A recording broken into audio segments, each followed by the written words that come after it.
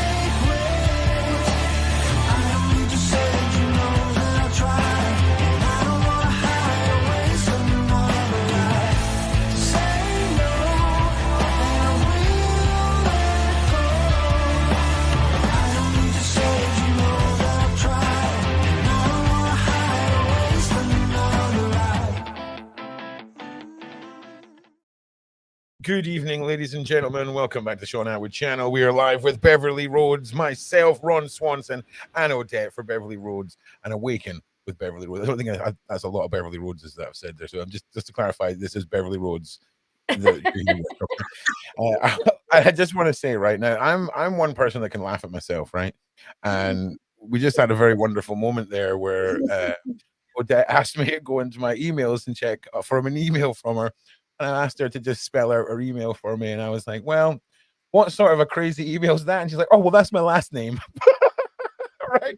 And that was it, man. So just as a lesson, right? Just shut up, Ron. That's the lesson I've learned today, is just shut up. So, Odette, welcome back. Everyone's absolutely ecstatic to see you back here again and really excited for this topic. How are you, first of all, Odette? How are you? I'm wonderful. I'm feeling so good. I spent the day yesterday at the beach with the turtles, getting a little bit of vitamin D and just connecting with the earth. It's a black sand beach, so you just put your hands and your feet in it and it absorbs all the negativity. It's, fabulous. Yeah. That's not what Scotland's like. I don't think anybody in Scotland's had any vitamin D since the 60s. So it's a different environment here.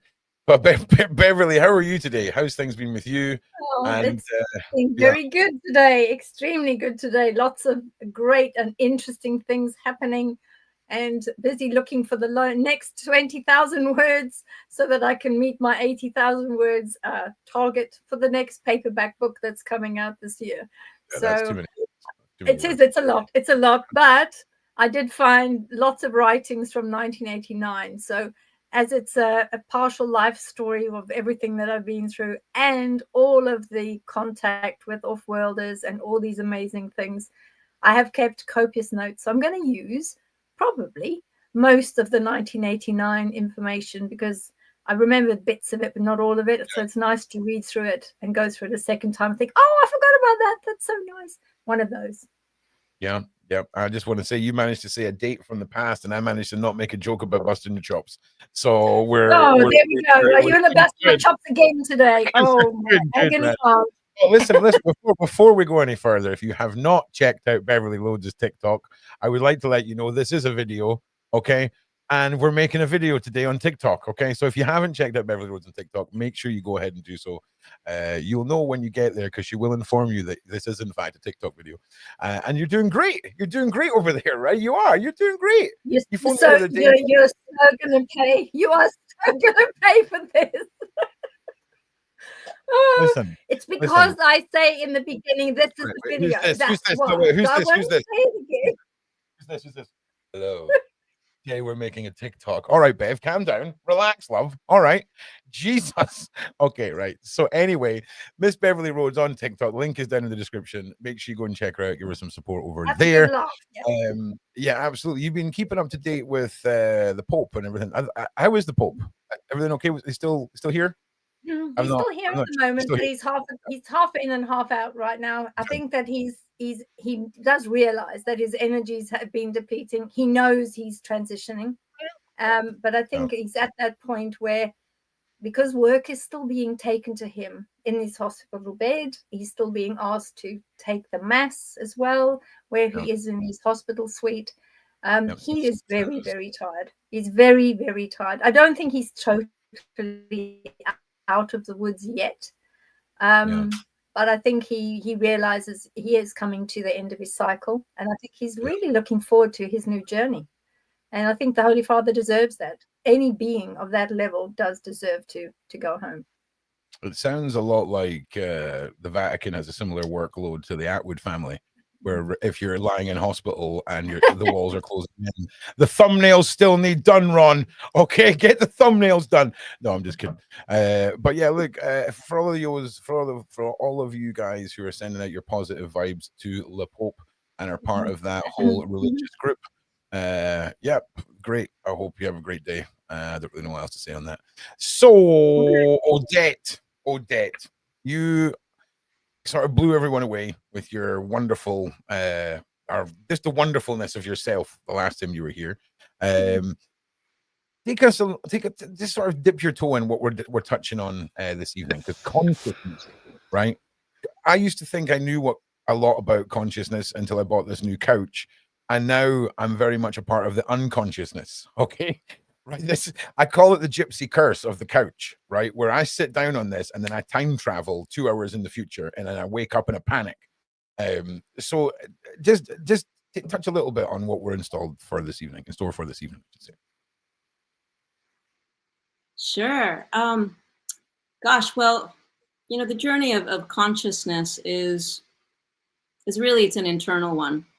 A lot of people don't quite understand even just like the logistics, the vastness of what consciousness entails. It's not a destination, if you will. I guess in order to put this into context, I think it would be good to kind of backtrack in terms of anyone who is desiring connection with their greater selves, with their higher selves, or with God, source energy, the fountain of life, whatever you want to name it, great mystery. The majority of us are moving from systems of religion. That's where we found this connection, where we've been taught this is how you connect. There are specific methods, there are specific ways, there are specific people. And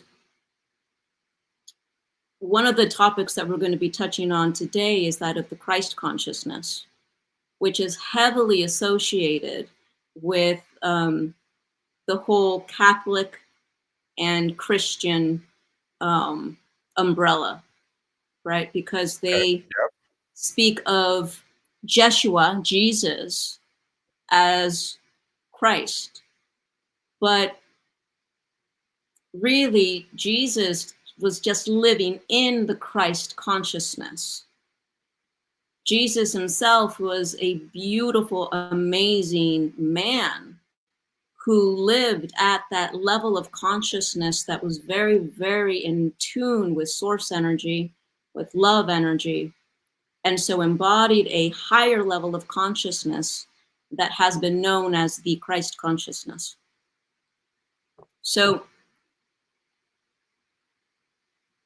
given that Jesus himself has kind of been known as the Christ, there's been a bit of a misnomer in the sense of individuals wanting to achieve Christ consciousness in a desire to connect with source, but assuming that if you connect with source, then you have to be just like the individual named Jesus, Yeshua.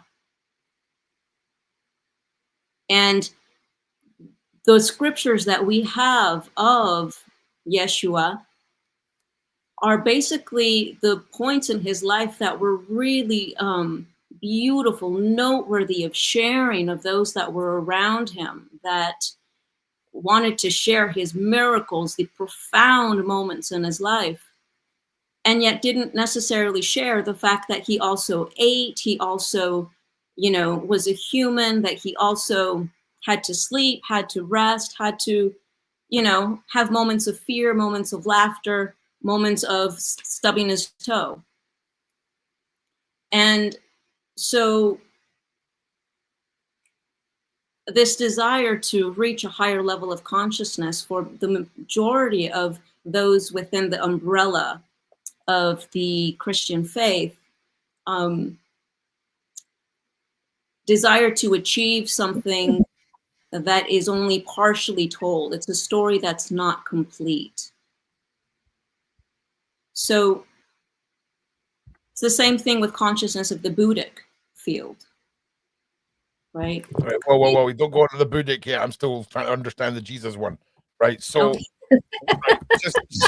right, just slow it down a second, right? Just imagine you're trying to explain this to a 4-year-old. Okay. Okay. So I know the story of Jesus, right? I'm familiar with the Bible, and I very much associate Jesus with the Christian faith, like you said. So are you so now come on, brain, focus. Are we talking about the body of Christ, the husk, as being the what are we talking about? Just imagine I'm 4 and just pretend that you're trying to explain this to me. We're talking about an individual who's incarnate, his physical body as a man, who embodied the spirit. Right, who grew in his level of understanding of love consciousness and of the Christ consciousness. Really, the main factors of it are knowing that you're one with source. It's knowing that you are literally, there's no separation between you and the divine. There's that. And the second is love. Okay, I can understand that. Okay, so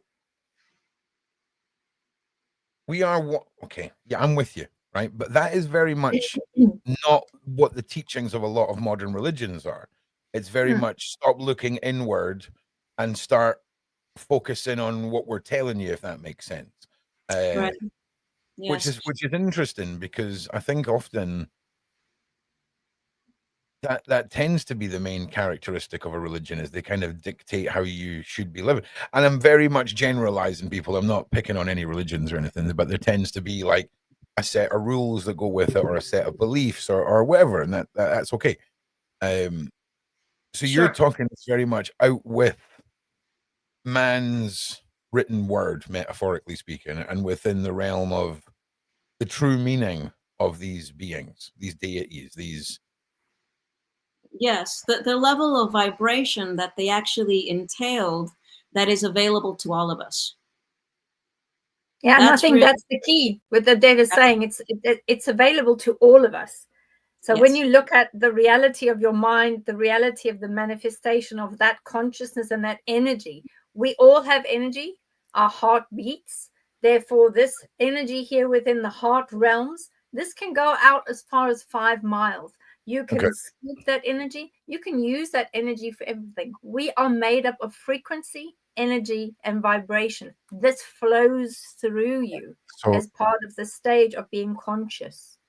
Just before my ego runs away with itself, right? Let me just make sure I heard what you're saying, right?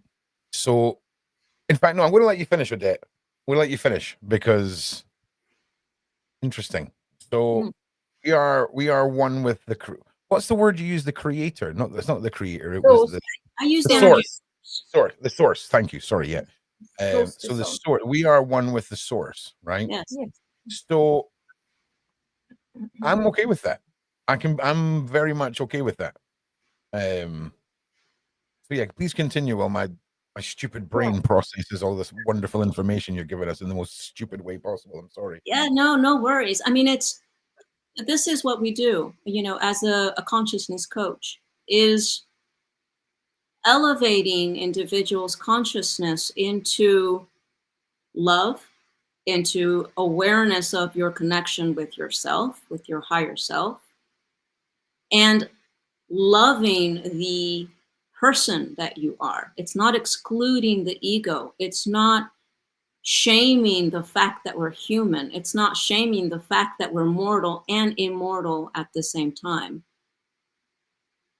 It is a sense of love that loves everything about you and that understands how to be compassionate with the totality of who you are. And that doesn't negate the fact that we have a shadow and that we are also of divine beings, of divine nature. So in the study of the Christ consciousness, it is really looking at that love, choosing love,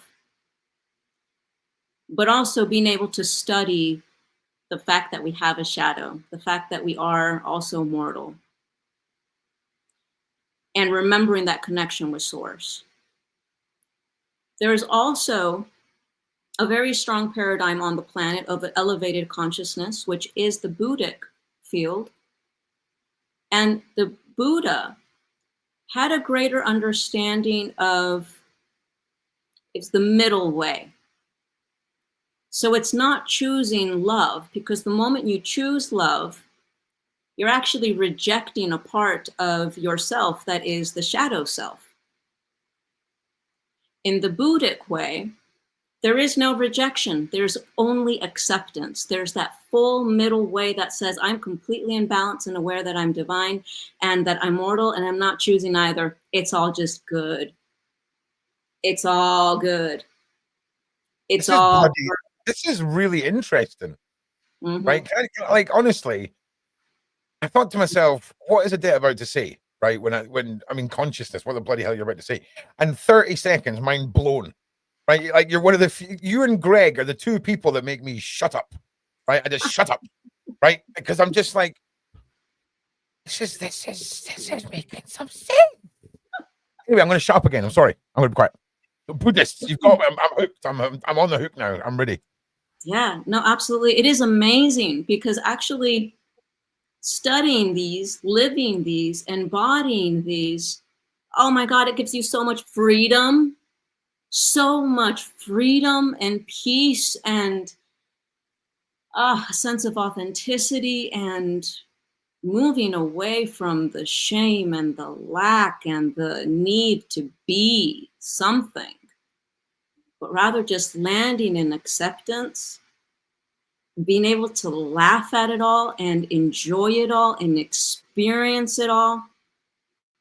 It opens realms of yourself that you would never have imagined. Talk about all of a sudden speaking to your multidimensional selves coming through, the angelics, the telepathic abilities, which opens the door to cosmic consciousness. The cosmic consciousness aspect of us is the aspect of us that is open-minded enough. It's gotten to that point that you understand that we're not just this one embodied being right here, right now, but that we are living with parallel lives in this life. Meaning, there's a version of Odette that's right here on this live call. But there's also a version of Odette that is still sleeping. There's a version of Odette that said, I want to go back to the beach today, and is back at the Black Sands beach today. Those are parallel lives. Yeah, which is why we've got Ron, who's back on the couch, lying down and enjoying himself. So there's all these different ones, and that's actually fine.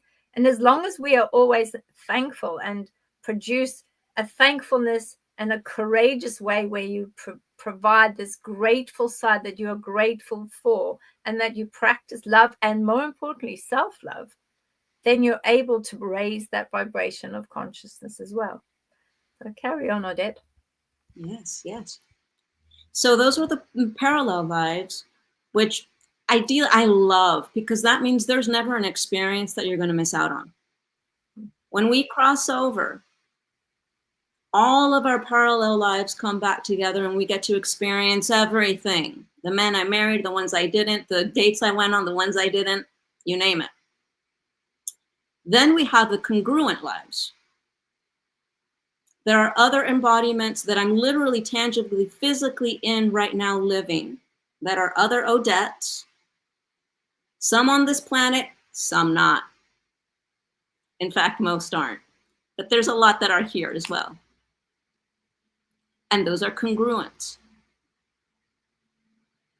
where we're off on different dimensions, we're off living completely different experiences, some that do not even relate to the way that this brain processes or that this language knows how to speak.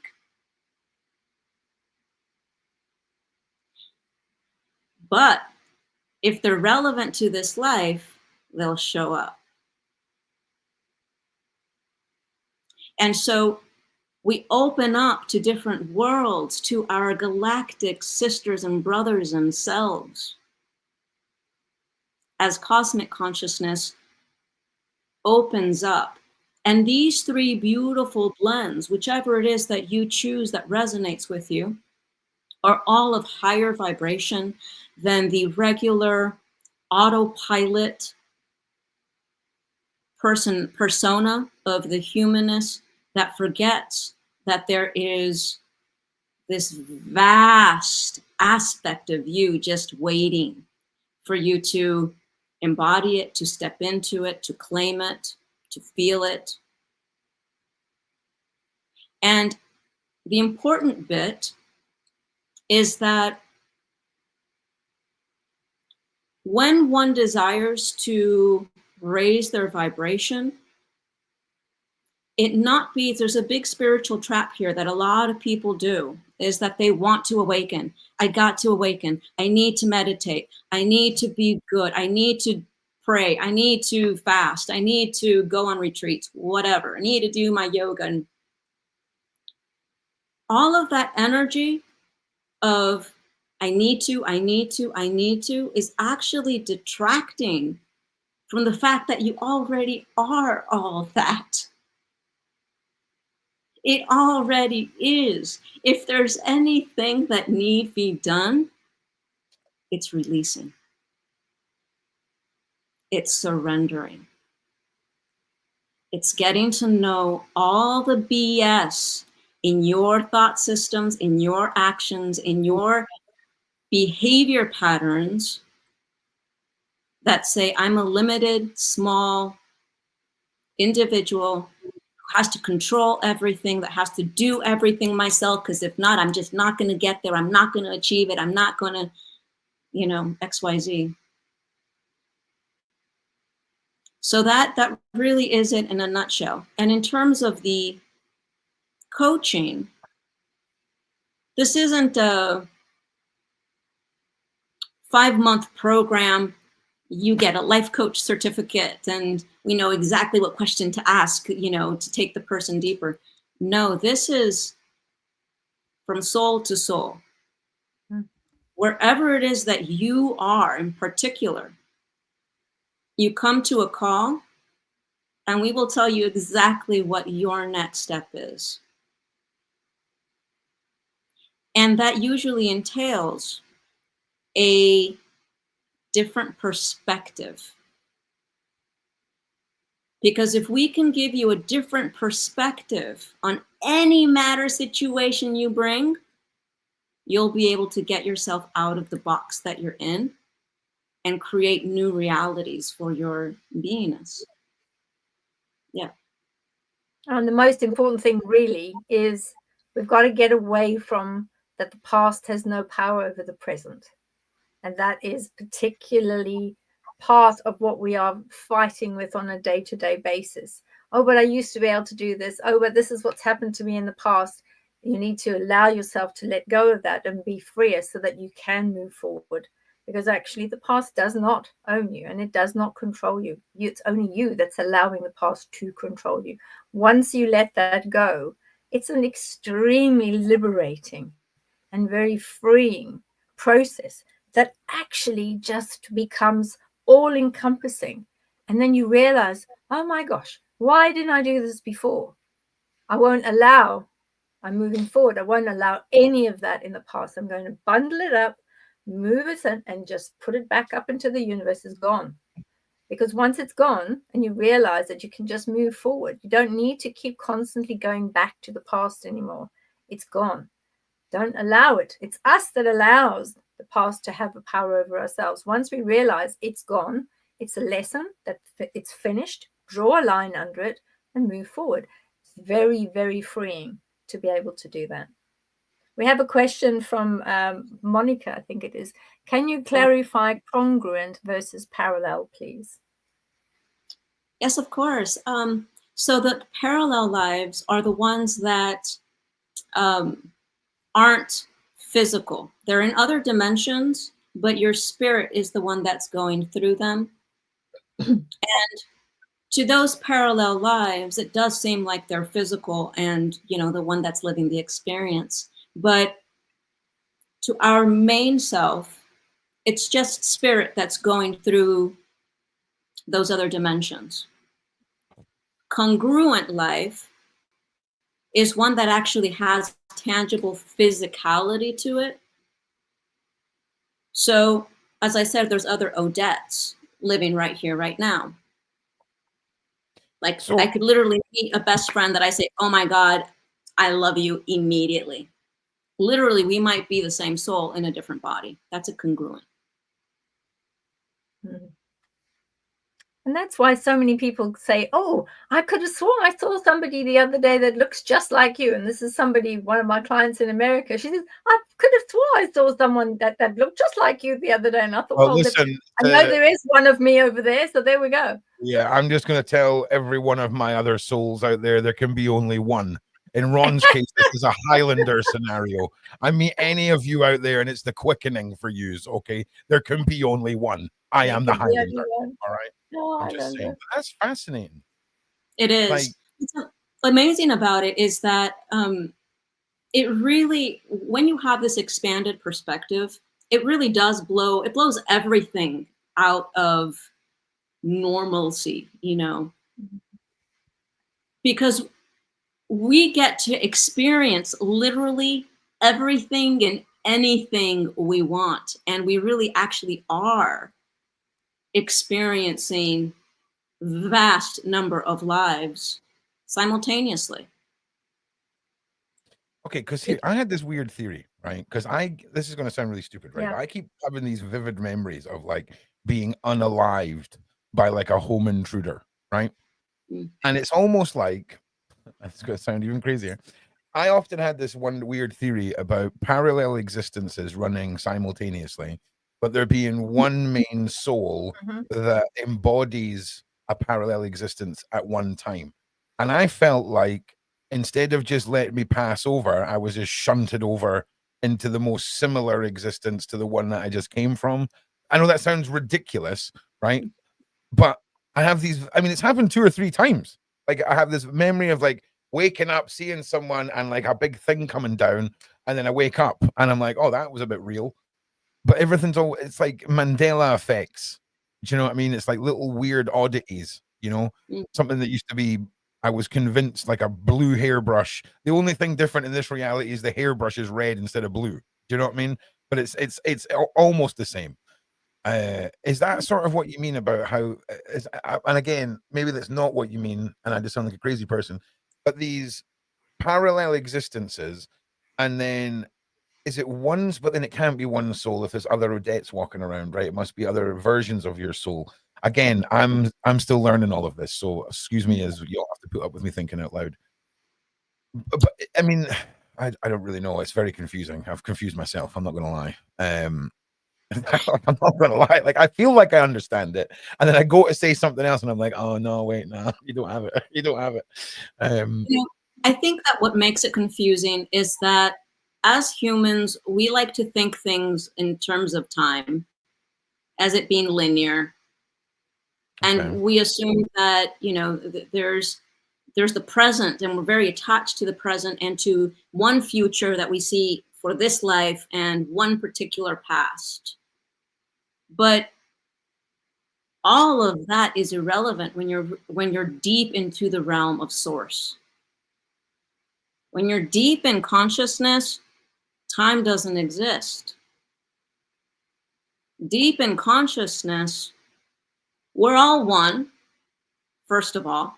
We're all one.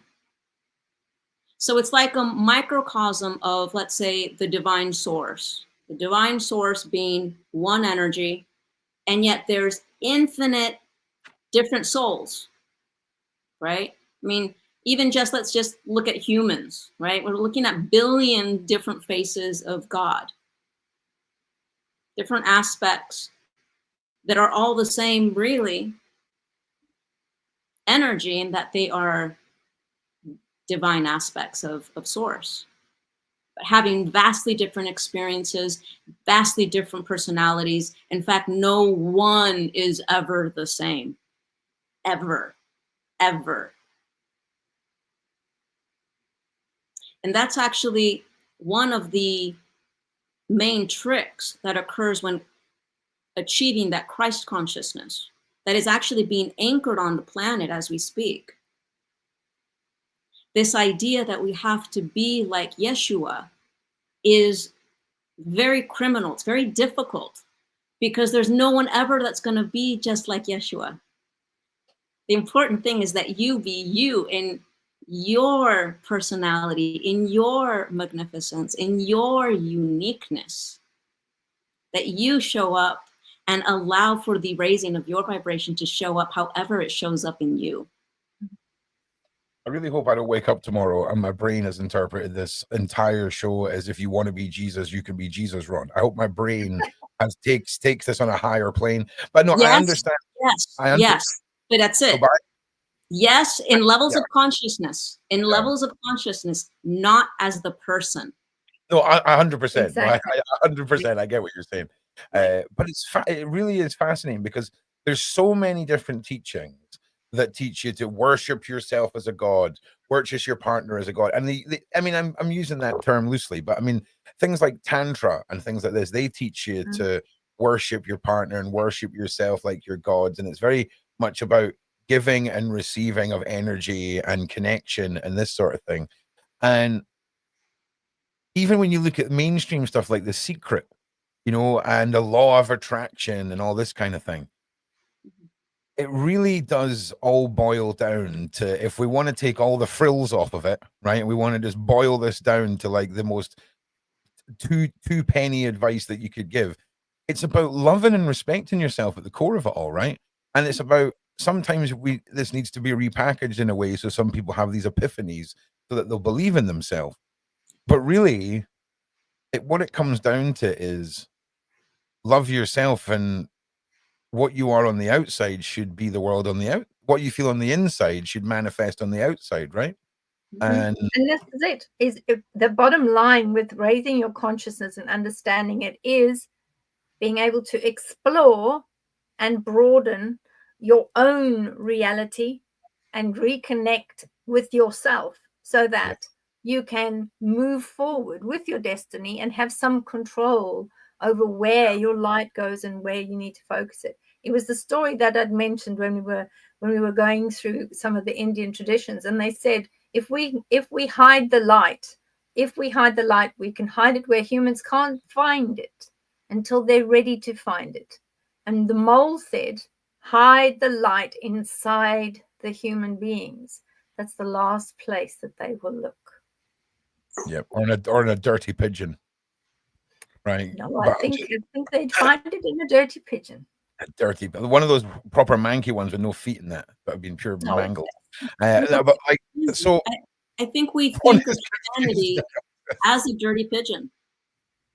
No, listen, me and pigeons have got a weird relationship, so I apologize to all the pigeon lovers out there. Okay, I didn't mean anything about if you got pet pigeons, I'm sure they're super clean, but man, I have seen some scabby pigeons that I just wanted to take home and just be like, look, everything's going to be fine, mate. You know what I'm saying? I mean, you've only got like, you've got one eye left and half a beak and no legs, but we'll get through this. Because again, for me, I'm sort of in this weird place right now, right, where I'm on this journey, right, and I've got, you know, Bev and a whole bunch of wonderful people around me. But apparently there's something I'm not seeing, right, that I need to see, right? And it's all from the white side, man. It's all from the power of the white side, right? And the light and all this stuff, Odette. And that's fine, okay? But I like it in the gray, right? I like it in my comfortable balance of the black and the white and the gray. And I'm wondering the effects of what we do. So let's say, for example, some of the stuff that I do, especially in the past, with tracking down horrible people, with trying to save people. I mean, it feels like I'm doing something good, right? But are the sort of things that we do, the subjects that we pursue, right?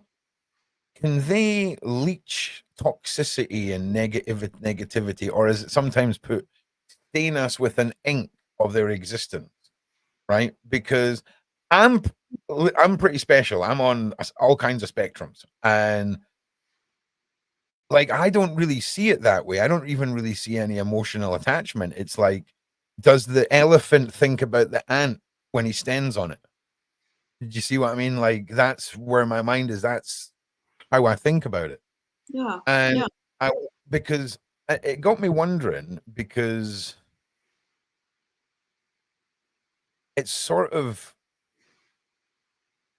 got me thinking. So by going after bad people and, you know, having to do investigations and all this stuff, can we cosmically, spiritually, consciously damage ourselves some way without even realizing it, just because of the subject matters and the energies, do you think? No, because without the dark, there cannot be the light. There has to be balance. Yeah. Yeah, absolutely. And the thing is, I mean, you mentioned it yourself, Ron. You're unique. And the truth is that we all are unique. And that's a really important thing to know, because there is no one standard for anyone on stepping into your higher vibration consciousness. There is no one path. As there are individuals, there are expressions of divine connection. And so, as we said, there's one aspect of consciousness that chooses love.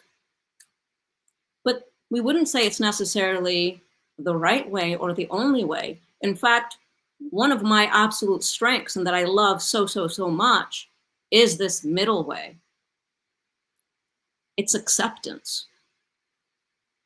It's I accept who I am. I accept where I am. I accept the things that I like. I accept the things that I don't like.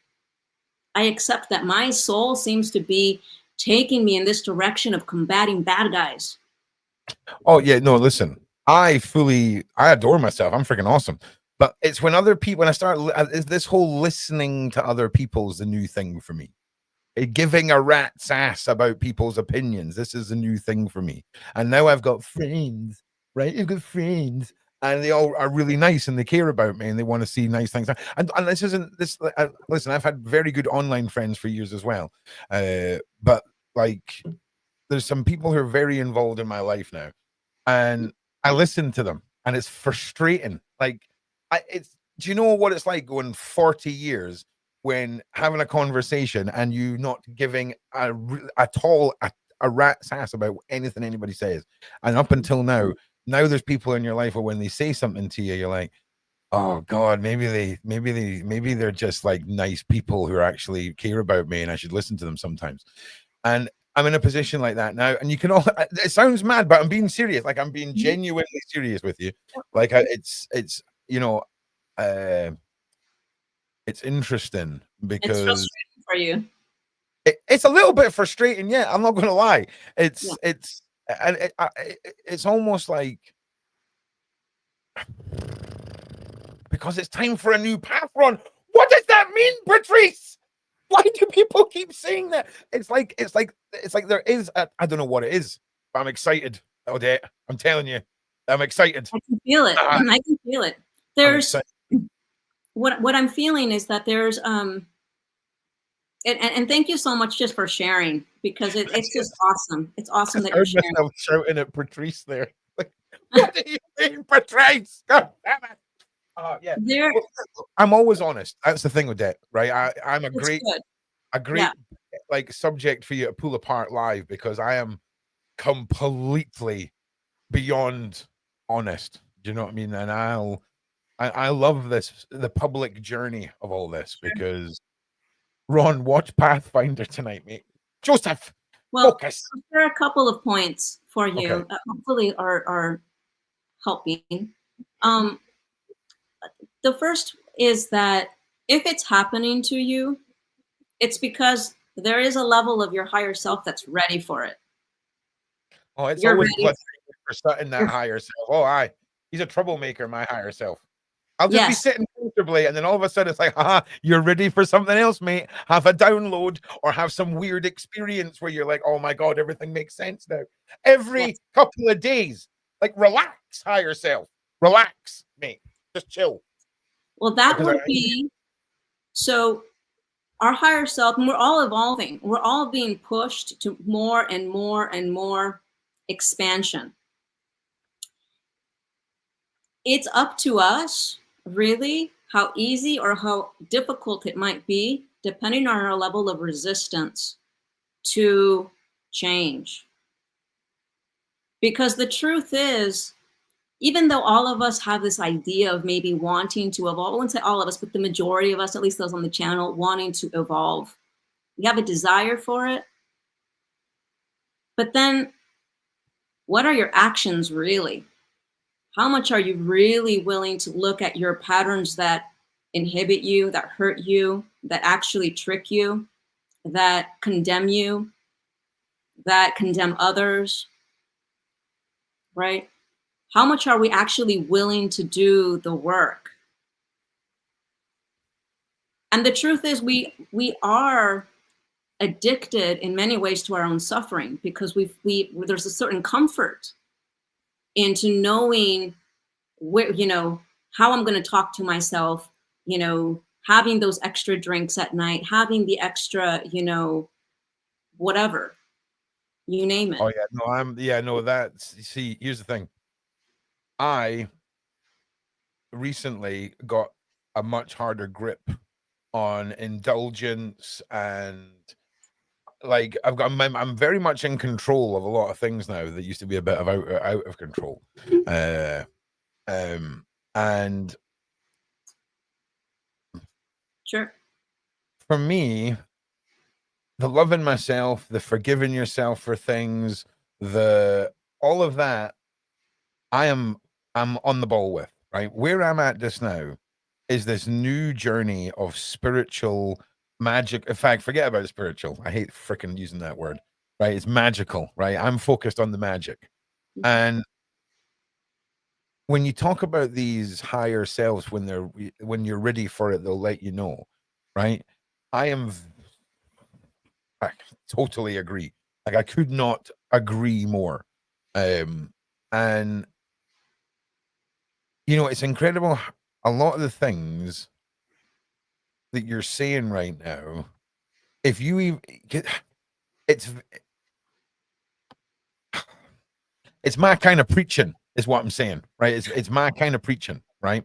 And it's interesting because I've never heard somebody who talks like you before. I think it's a mixture of your voice and your tone and your knowledge. It's like soup, like warm, delicious soup on my brain. And yeah. So for someone, right, who, call it narcissistic, call it healthy narcissism, call it at one with himself, apply whatever label you want to me, right? For somebody who would now like to try and get in tune with more steadily, more, I think I'm ready for more, okay? And I don't know who it is I've got to convince, but it's myself, right? That's what you're going to tell me. It's myself I've got to convince. So I know the answer to that, right? So then I can't be ready then if myself isn't listening, right? Okay, so that's the next thing you're gonna tell me. All right, okay, that's fine. So that's fine. Now that I've had that conversation with myself, I'll pass it back. Yes. Honestly, I mean, I would invite us to have a full-on session, because this is exactly what we get to, you know, and going deeper and deeper and deeper to really get you to take those next steps, because you are ready. Even though there's some resistance, we wouldn't be on this show. It wouldn't have happened. And I would even say this for the whole collective. The fact that we're even talking about Christ consciousness and separating it from just the man, Yeshua, is a huge leap that probably could not have happened years ago without getting crucified for that. Oh yeah, I'd be well burned at this. Oh yeah, I'd be well burned at the stake. Oh yeah, 100%. Oh, they're burning me. Oh yeah, 100%. But I'll say this. See, Ron, true, but maybe you're not ready. This is my favorite one from Kim. Please check back with yourself later, Ron. 100%. But you see, here's the thing. I don't necessarily think I'm waiting on anything. I think everything's already in here and everything's slowly unlocking, and I'm having these moments. And a few weeks ago, there was this a whole weird series of events with the lights in the sky and the upgrade and all of this. And I tell you something else, I've learned a lot more about, because Bev had said to me one night when I don't know when it was one of these conversations, but she was talking about how alcohol and certain substances, it disrupts your frequency or something like this, and I'll tell you something, right? It's interesting because I've noticed that almost like a cosmic hangover, if you will, right? Not like a normal hangover, but like a mana hangover, right? And it's interesting, right? Because I did a little experiment the other day to just have a little test around with that. And yeah, it's interesting. So let me ask you this, because there's certain things that I do to get into a certain mindset to project and access a certain version of myself. And that version of myself is like, it's the difference between a sniper rifle scope and not having a sniper rifle scope. I'm dialed in. I'm hyper focused. Energy just, it flows. But afterwards, for a few days, I'm a little low in the mana, if you know what I mean, metaphorically speaking, like it's low energy a little bit. But I think the payoff for me is 100% worth it. And then I realized, so then if you were somebody who was in a constant state of off your nut, drunk, whatever, you're never getting the frequency balance back again, right? And I don't know, this was just one of my weird thought processes the other day.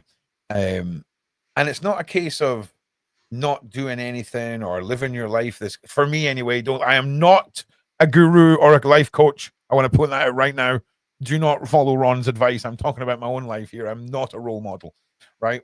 So it's all about, it really is about balance. Life is so about balance.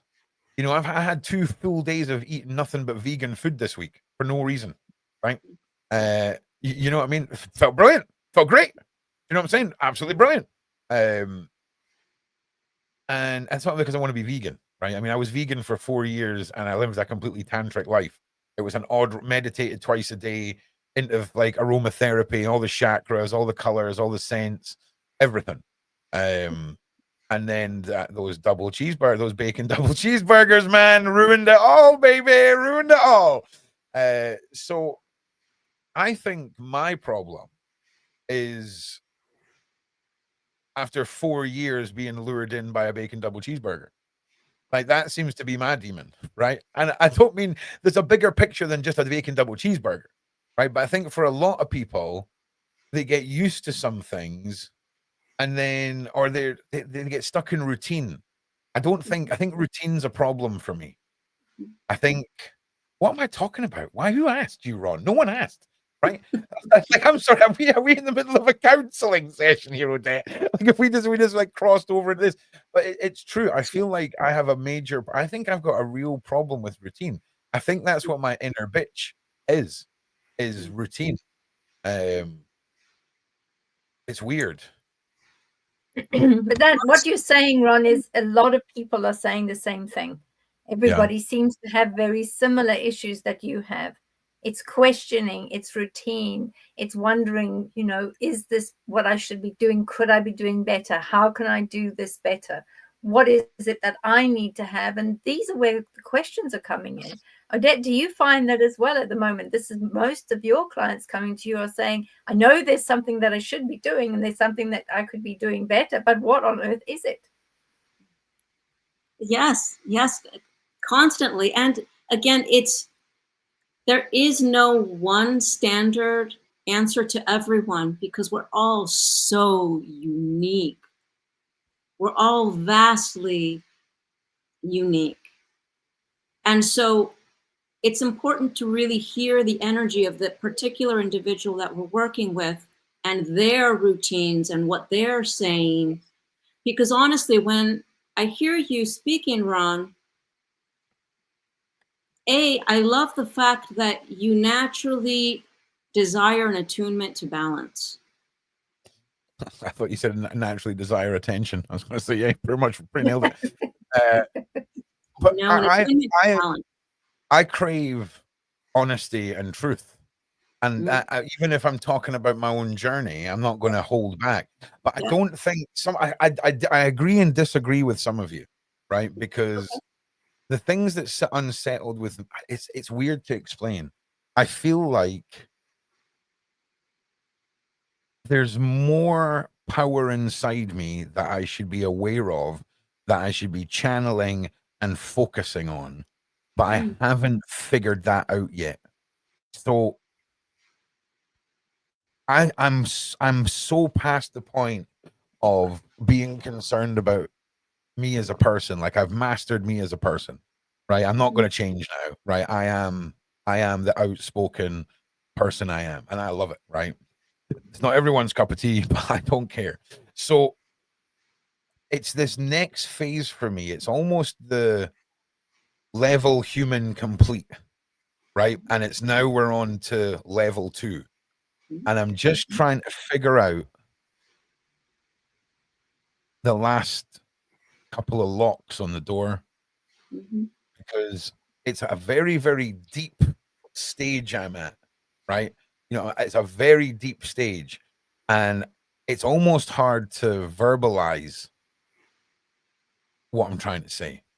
But Beverli's taught me a lot about intuition and about how, because I often talk about how un-Hollywood magic is, right? Magic to me is, there's nothing like the Hollywoods. There's no freaking laser beams. There's no lightning shooting out of this.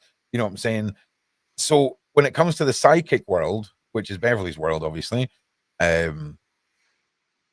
you imagine what that world's like, but until you know what it's like, you assume what it's like in Hollywood as well. So it kind of ruins you in like movies and stuff as well.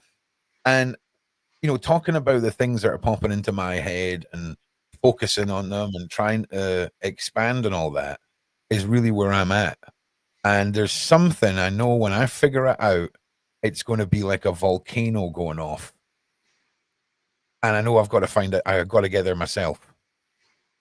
And it's annoying me. And I'm going to figure it out. And You'll get there. You'll get there. We've got all these new planetary alignments. We've got all different moons coming up, Pisces and other planets that are moving, that have these amazing gates that are going to open. So the time is now. This year and next year are the 2 major years where the frequencies just build and build and build and build and build.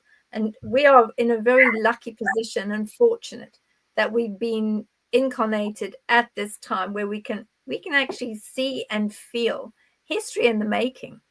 We just have to look around us and see all these changes that are happening around us on the planet.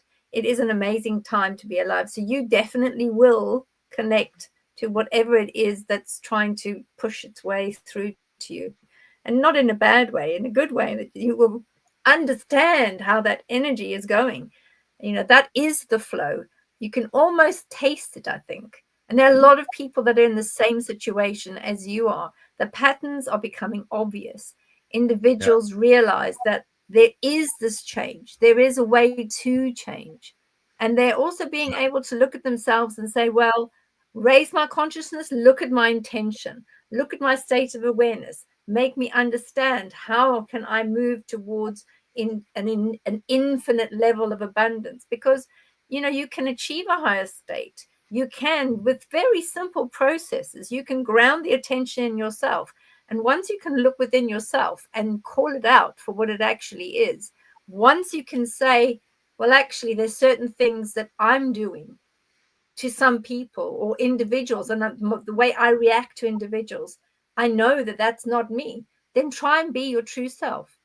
Be authentic, be your true self, exercise and raise that change in the vibration. Just try it a few times, try it once or twice, change your attitude with one or two people, particularly people that you don't like, and try to change that and move in such a way and allow that to move forward. It does work. You almost had me, Beverly Rhodes. I'm listening along. You almost had me with your white light, man. It's go and be nice to people you don't like. See, everyone that I don't like, suck your mum.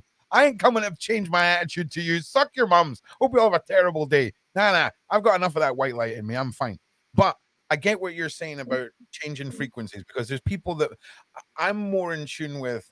I'd put my effort into upgrading myself for the people I care about, like refining that diamond, polishing that diamond. Is there something I can do more for the people that matter? But I will take that. That in itself is light. That in itself is high frequency. I agree. But it's my kind of, it's the Ron stamp of approval, right? So mums, you know, people that matter, people you love, your children, all of that. I do understand the whole love one, love all concept. That ain't me. But this is a test. Village. This is just a test. This is a test. What I want people to do is, and offer them to do this, is to change your energy and your frequency and see how it works. Because if you can go out and you know there's always that one certain somebody that you really don't particularly like too much, and it's quite mutual, they don't particularly like you either. But then work on your energy and then go and walk past them and say something nice, or say, good morning, I hope you're okay today, cheers, etc. And I often do this just to regulate myself, because there are things, sometimes there are individuals and I can see, I think, oh dear, this person, please don't come near me because I know you've got this negative energy. But then what I do is I purposely take that energy, I change the energy, and I will purposely say something really nice to that person. And you'd be surprised. They actually do this whole, and then they fizzle. It's almost like, you know, the witches are melting. I don't know if it's the spectrum in me, right? But I am so not that guy. Like, the amount of times partners of mine, girlfriends, have said to me, do you realize how outrageous what you just said was to that person? And I'm like, no, what do you mean? I'm like, what are you talking about? Because I'm so blunt. Like, the thought of someone else's feelings who I don't know or who stood in front of me is foreign to me. Like, I mean, I'm sorry, but if we're conversing, you know, there needs to be an understanding that if you're an idiot, it doesn't bode well with me sometimes. And I'm brutally honest, man, and I don't even realize what I'm saying. But unless you're in my tribe and in my clan and you're in part of my soul tribe and all the rest of it, like, tribes, listen, I hate to tell you people, when it comes to tribes, they've got a pretty interesting history of, you know, murdering each other. Okay. And, you know, it's a horrible part of reality, but I am very, take down your walls, Ron. Oh God, you're all seeing me from my big walls up, scared man that I am. No, I'm kidding. But for me, I just don't even realize it. Like, the amount of times I've been told that I've said something rude, and I'm not even aware. And it's not me being narcissistic or horrible or mean to anyone or trying to have a God complex or even taking out a bad day. It's just like, like I've experienced having to say something 6 times and then, oh, look at that, you find it the 6th time. Okay, well, I mean, you know, it's crazy. It's usually when I just have to interrupt because honestly, you are perfect the way you are. This whole idea of needing to approach people and say things nicely and to, you know, wear white gloves with everything and everyone is not the case. You exist because we need Rons to exist. And all those moments that might seem a little harsh, might seem abrasive, might seem like, a little bit chaotic, is received by everyone because they've called it into their experience as well. This isn't the raising of consciousness isn't about always being happy and being love and being light. We show up in different ways and different forms, and everything truly is perfect. Yeah, I'm with you. So going back to the point where you mentioned you do feel that this alignment in you is just kind of ready to happen. And when you feel that there's this volcano energy, right? We would invite you to first off, know that it's not something that you are becoming, rather it's, you already are it. Yep.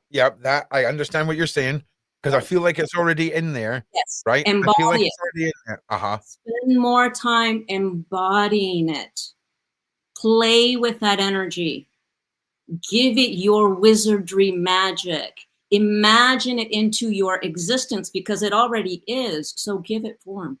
Do you remember when I couldn't see the gnome, Beverly? I feel like it's an inner self version of the gnome right now. I don't know if you've seen that episode of Odette. Yeah, everyone else can see this gnome. I think you can see the gnome. I think you can see the gnome. You just need to awaken that part of you that can see the gnome. That's all. Yeah, we'll get there. Yeah, unapologetically Ron. That needs to go in a mug. You know, everyone could be a little more unapologetically Ron. Okay, I'm just saying. Like, there's a reason why the saying "nice guys finish last" exists in this world, and the ladies are too lovely to tell you. Okay, but I'm here to tell you, sometimes you got to stand your ground with people. Sometimes you've just got to be like, no, Sally, that's my mug. You get your own mug, and you take your mug back from Sally in the goddamn common room. You do that. Okay, sometimes you got to stand your ground, but you don't have to be. There's a way of doing everything. Okay, all right, and there's definitely a positive as far as your energy goes, right? I've learned that there's multiple ways of doing everything, right? But there's only ever two outcomes. There's your benefit in your frequency or your effect in your frequency. And I often find the second I do something terrible, right?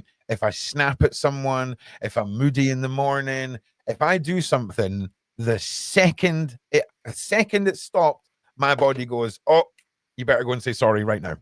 Because I know and you know, there's been days where I've almost been in tears because I've got like a phone call from like a call center and I've snapped and just been a right moody and then put the phone down. And then I've been like, oh my God, why? Why? Right? And it really affects me, right? Because I can't say sorry to the person because I've hung up the phone on them, right? But I can, like, if I have an argument, if you and me have an argument, Odette, right? And I know it's my fault, I have to fix it straight away. Like, I can't do the whole, let's sit in opposite rooms for 4 hours. If I go, oh shit, it's my fault. It's my fault. I've got to come straight to you and fix it right there and then. But the problem is, I expect the same in return. And a lot of people don't have the self-awareness that Ron does. And that annoys them even more. Okay, because then I'm sitting going, if this was my fault, Odette, I would have admitted it by now. Do you know what I mean? Do you know what I'm saying? Yeah. And does anybody know what I'm getting at here? Because I feel like if you have a person in your life, but does it not sound crazy that I'm like, okay, if I'm telling you it's not my fault, then it must be your. I sound crazy explaining that out loud, right? But I feel like if there's only two people in an argument and it's not my fault, right? Do you see what I mean? So again, why am I talking about this, Odette? Why are you so easy to talk to? Let the ladies talk now, Kat. Thank you. I don't know what this is. This is just turned to boomerang energy. Thank you. Yeah, Ron's This is just. it. That's the boomerang. So I Ron's think our audience would like some tips on how to raise the consciousness and how to raise the vibrations. So I think that some of them would be then to at least start trying to do some sort of meditation. And even if you can't meditate as a start, is to find a place to quiet the mind. That's also good. I know people say, oh, it's very difficult to practice meditation. It's very difficult to quieten the mind. But even if you just sit and look out into the forest or the sea or just somewhere that's nice and quiet and repeat some sort of a mantra or something that really works for you, and choose your activities mindfully and watch what you're eating. Try to stay healthy. That's the first ones. And if you can't do any of those, listen to really uplifting music, because music does affect all of us, and that will allow yourself to uplift the energies. Odette, what else do you suggest? Oh, I just love what you shared. Yes. Actually, it brings me to a little reminder. I just taped a podcast, and I'm going to invite everybody to go join my podcast because we've got a lot of goodies on there. But one thing that was brought to me by a client recently was the challenges with meditation. One of the other ways that would be good for meditating is take up a sport. Sports are also an incredible way to silence the mind and to align your three centers: your thinking, your brain, and your emotions. You have to be present when you're doing a sport, because if not, you can get hit by a ball, you can fall off a cliff, you have to be present. So sports are one of the best meditative exercises one can do. And that's one of the reasons why athletes become addicted to their sport, is because they feel presence. And it feels wonderful to feel presence. So pick up a sport where you feel you have to be focused. You have to be doing that one thing. You can't take your mind off of it, because if your attention moves, the dumbbell can fall on your feet, and you don't want that, right? So taking up a sport is one way to meditate. We would say another would be start authentically observing yourself. Observe your thoughts. Observe your words. Observe your energy and how you carry yourself in your body. Whatever it is that comes up, have compassion with what you see. And if you can, in the moment, and you desire a change, change it. Right then, right at that moment. If you do this moment after moment after moment, you'll start building more confidence in yourself, moment by moment by moment, that you can trust yourself to take care of you, to align your life to actions, words, thoughts that are better aligned to upliftment, to joy, to your heart's desire. So be more observing. Slow down. Spend time reviewing yourself.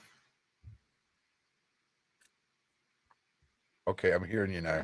I'm hearing you now. Now you've got me. So you've got me. It's finally clicked. I know what I need to do. Good. Well done. It only took you 70 minutes, Odette. Okay, we gotta try and speed it up next time. 70 minutes, and we got there. Okay. I'll get you on a call. Call me on the podcast. Call me on a session. Trust me, it'll be a different situation. You got me right here. So, yeah, slow down. 2 words. like I say, once you start talking languages an 8-year-old can understand, we're there, right? Slow down. It's been getting said to me every aspect of my life. Friends, family, mum, partners, kids, they've all said it. Every single person, slow down. And they've said it. And now you've said it. And that's the one. That's the one. It's simple. It's simple ways, and that's the whole thing. It's not complicated. That journey is not that complicated. It's not that complicated to wake up, and it's not that complicated to get it. The good thing is, once you get it, you've got it. And it's something that once you've learned it, you can't unlearn it. It's kind of like Ferris Bueller says, right? Life moves pretty fast. If you don't stop and look around once in a while, you might miss it. Okay, it's good advice. Ferris Bueller, 1980 something, right? But I've never been one for taking time to sit an inward perspective. I could have always done that simultaneously with living life. It sounds ridiculous, but my brain it's different. And that's what I'm going to do. I'm going to take some time this week outside in the garden, in the sun, in the morning, and just inward journey. All right. Yeah. Nice one. Okay. Figured it out. We nailed it. Congratulations, everyone. We did it. So that's interesting. That's interesting. I'll let you know how I got on with that, because what Sunron, I can imagine larks. Okay. I can pretend. I'll tie an orange to a string in the tree. Okay. And I'll be like, oh, look at the sun in the sky. But that's exactly it. It's a deep one, and there's lots of homework. You've got lots of homework. Odette, can we ask, because we're getting lots of questions about, the spirituality and the level of energies around Hawaii and all of the different energy beings. Everyone that I've spoken to, the clients I have in Hawaii and those that are practicing in Hawaii, they're all saying, when they go to the edge of the waters and they literally have ancestors and beings and individuals. And it seems like there's almost like some form of being that protects the islands. And people have said to me before, they have seen a very strong feminine being before that has come, that's very shiny and full of light. And they've seen them in various places all over the island. Have you ever seen anything like this? Can you share with us and our viewers today, what have you seen? What is the energy like? Unfortunately, I've never been to Hawaii, but I'd love to go someday. But what is it like? What is that energy like? Because it is apparently you're not allowed to take even a small rock or stone or anything off the island. So what is the reason for that? Is it because of the energy, or is there something else going on Hawaii? Yeah, it is one of the most potent places I've visited on the planet. Not an easy place to live because the vibration is so palpable. Really? Wow. Yes. And each island has its own healing energy. Wow. But it is one pulsating heart. And what happens on one island is definitely felt on another. It is one organ. Hawaii is basically the mountain tops of Lemuria. So we're on an extremely potent vortex of energy from the ancient of ancient wisdom that was here on the planet before Mu was swept under the ocean. But all of that energy of the beings that were here during Lemuria are still very much here as energetic beings, and also some of them that went underground. So there's a lot of activity here from the Lemurian beings that went underground that are energetic disincarnates as well. and all the work that they do with interstellar beings, lots of portals on all of the islands. But the goddess that I believe you're speaking of is Pele. Pele is almost akin to Kali, the goddess of death and birth, of destruction, regeneration, transformation, healing. And you'll receive all of these energetic downloads being here. Your body will feel it. As sensitives, you'll feel it energetically. And sometimes she will disrupt your life in really intense ways to clear out the old, that destruction energy before there's new life. It is truly a magical place to come. I'd say a prayer before I land, feeling the energy of her as you're on a plane. You can feel the energy of the island. She's alive. Wow. As well as always leaving. It's important to always put your feet in the water, acknowledge the island and the island spirits. And you also have the night marchers. That's a very common thing from the ancient Hawaiians who gave an oath, kind of like the samurai, to always protect to death this land. And so they made an oath to protect the Hawaiian Islands after death.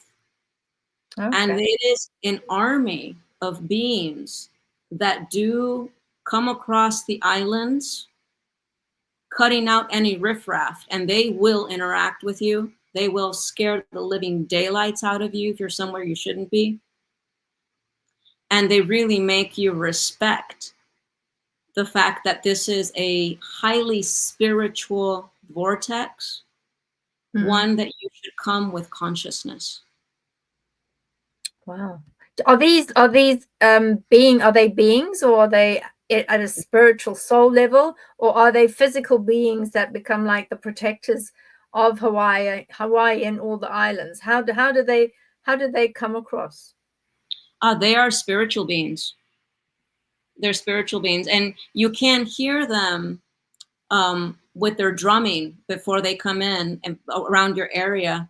If you ever hear the night marchers, basically go inside, close the doors, close your eyes, don't give them attention. You don't really want to interact with them. Yeah. Is it because they've picked up a vibration, or they've picked up something that they need to go and clear? Or are they sort of on a mission? Do they need to go and clear something? So let them do their job. Let them do their job, and let them go do what they have to do in peace. That's exactly it. That's exactly it. Okay. Yes.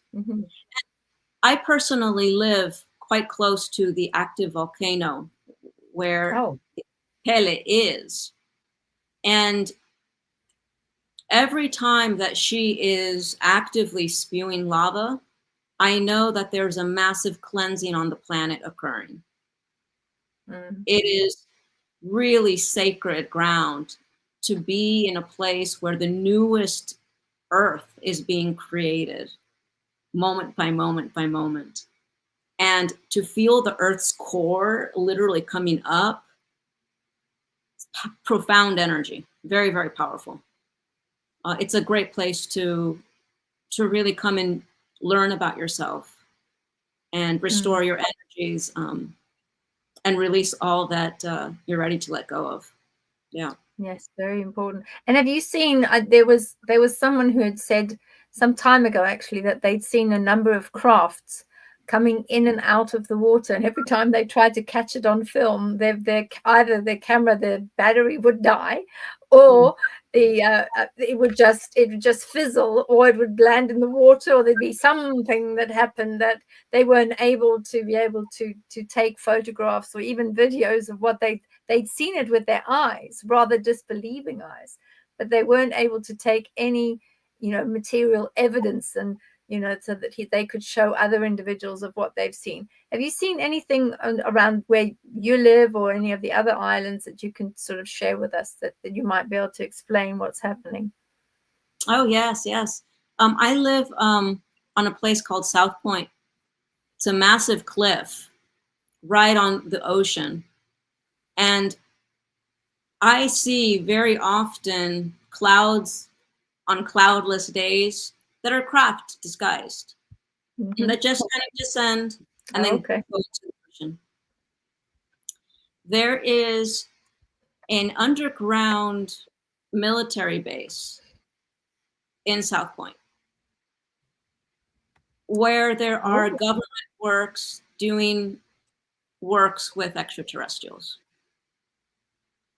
It's very obvious. Energetically, every time I pass by there, I'm like, there it is. I'm curious what they're up to.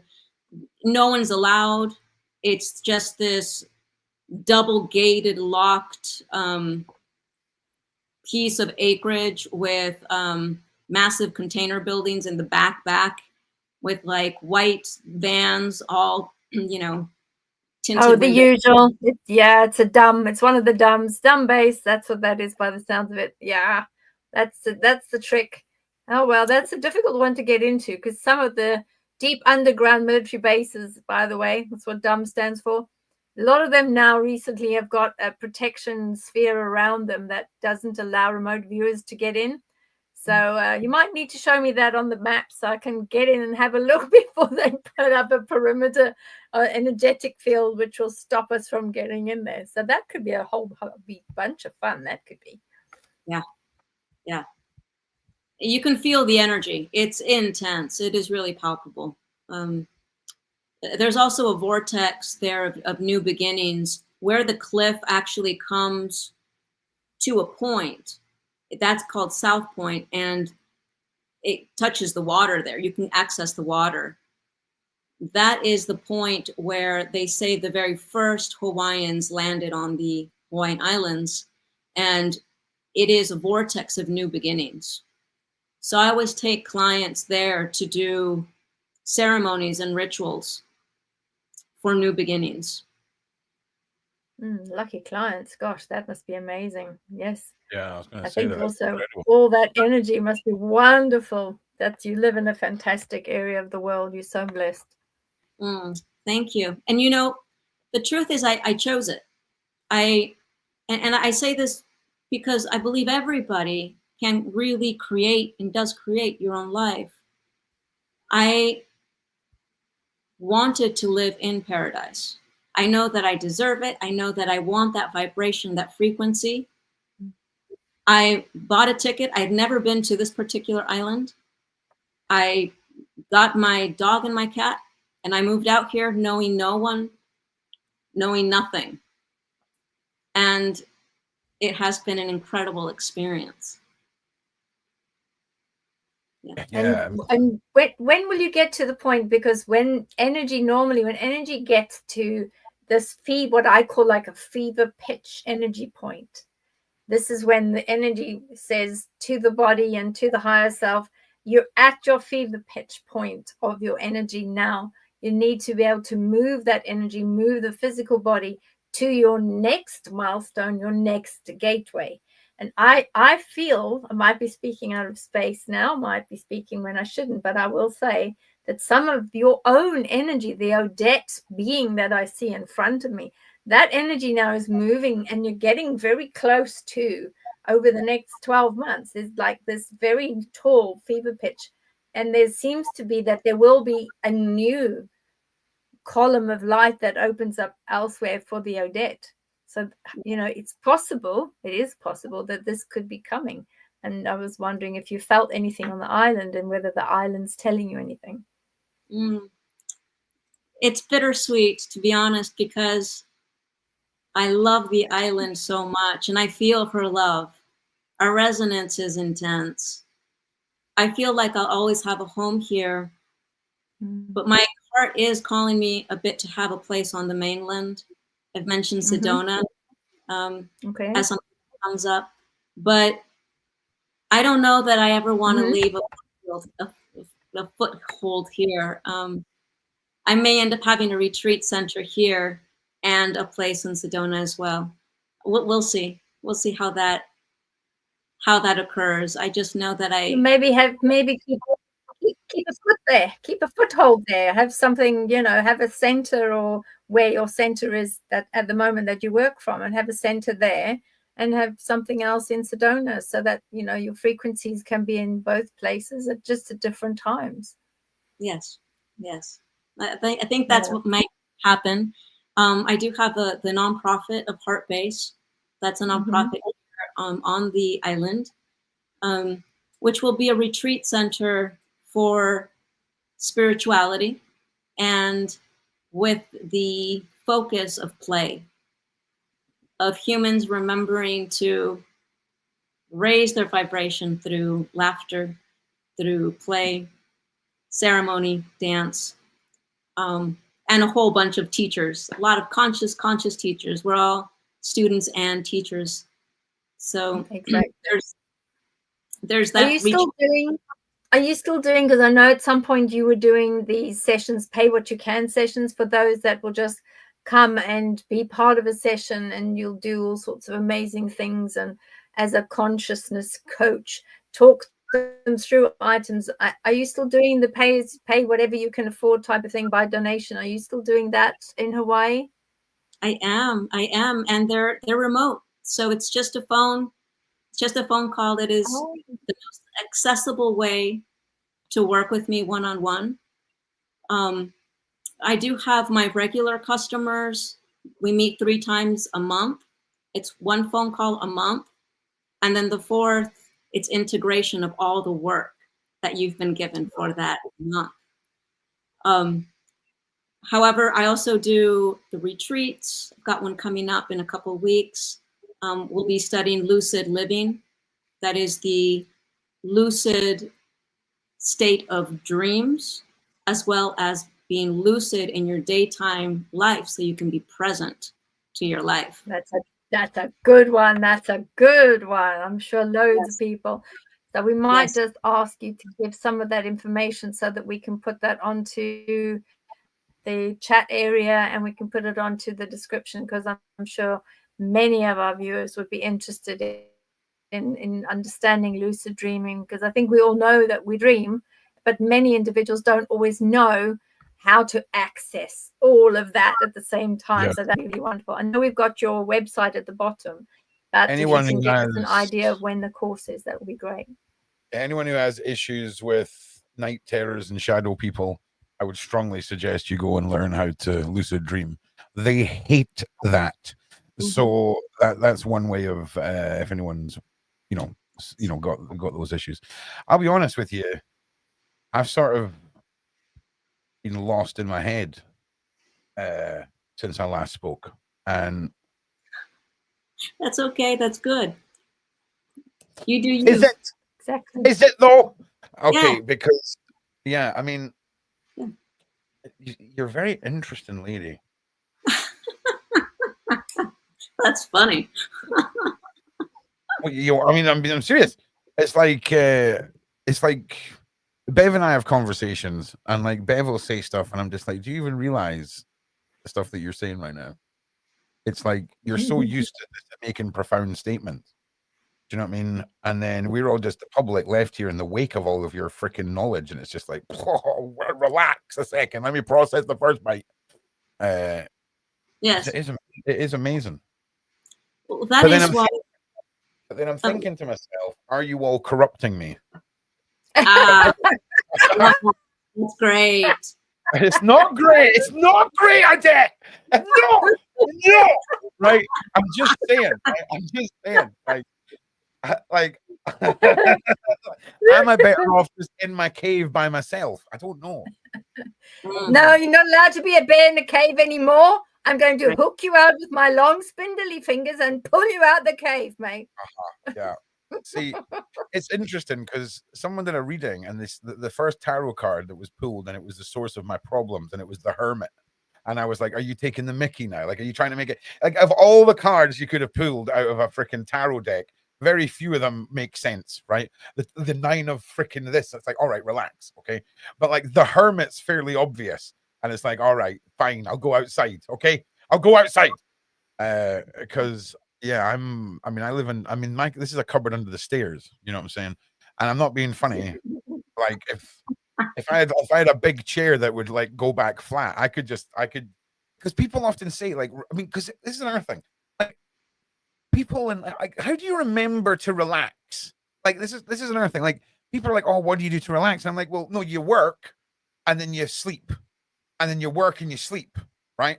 And then until you achieve all your goals, how could you possibly have any time to relax if you haven't got all your goals done yet, right? And don't get me wrong, I realize the craziness when I say it out loud, all right? Because we're talking like 10, 15, 10-year goals here. And, you know, Dan's really taught me a lot about just actually, you know, it's okay to own more than one pair of shoes, okay? Like, it's, you know, it's good to have options. You should treat yourself, you know what I'm saying? Like, it's okay to own more than one jacket. Go, Dan. Yes, you know, go, Dan. It's okay to go outside and, you know, enjoy yourself, and not, but she's also taught me that when I'm out there doing those things, not to just be thinking about work, right? Because for a long time that was me. I was just work, sleep, work, sleep, work, sleep, and there was nothing. But now there is, and I mean, it's but pretty there's loads cool. of people that used to be just work, sleep, work, sleep. This is what the ascension is all about. This is what awakening is all about. This is why we've been waiting for this year to the point where we're ready and we can move forward now. And this is where the energy is lifting everybody. All you've got to do is just absorb it and start moving forward. And even if you move forward very slowly, where you are is fine. Honestly, I'm listening to Babe, and I'm looking down here, and then I just look up at Odette, and she's sitting there like this, looking at me with this big smile on her face, and it's like, yeah, whatever, you guys, okay, fine. So I can't go back inside my hole. That's what you're saying. Don't run back inside the hole and stay in the hole. I've got Your to come hole's out. gone, mate.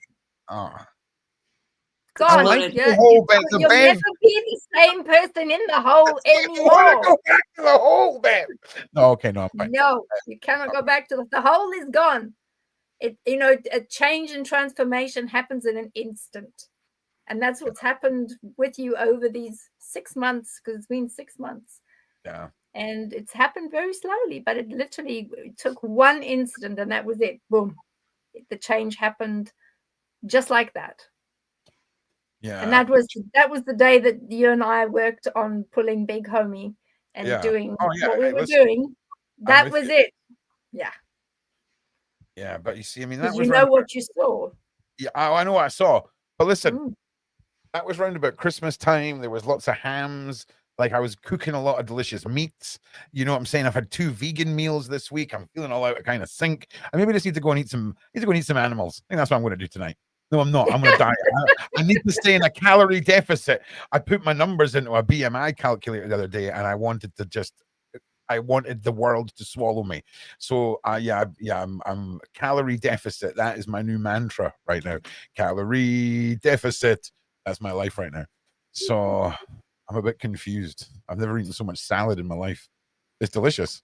It is. Of course it is. It's lovely. Yeah, great. Yeah, it's great. Let's have a look and see what some questions are, because we've got a few really good start questions here that I know. This is an interesting one. Odette and Beverli, what are your thoughts on the 100th monkey effect on our collective consciousness, and that it will be a precursor to bring about the ability through osmosis and telepathy? Yeah, it probably will be. I would agree with that. What do you think, Odette?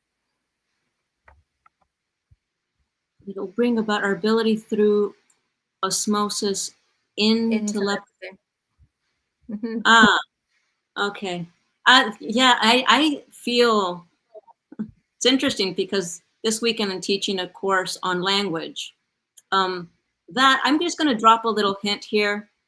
We're going to be doing a charity on the channel where these courses and the retreat will be available to some lucky people. So keep posted, keep viewing. Yeah. And it will be shortly announced. But the seminar on language does touch on the fact that we do see language dissipating as we evolve and ascend, because there's polarity in everything. There's the positive and there's the negative.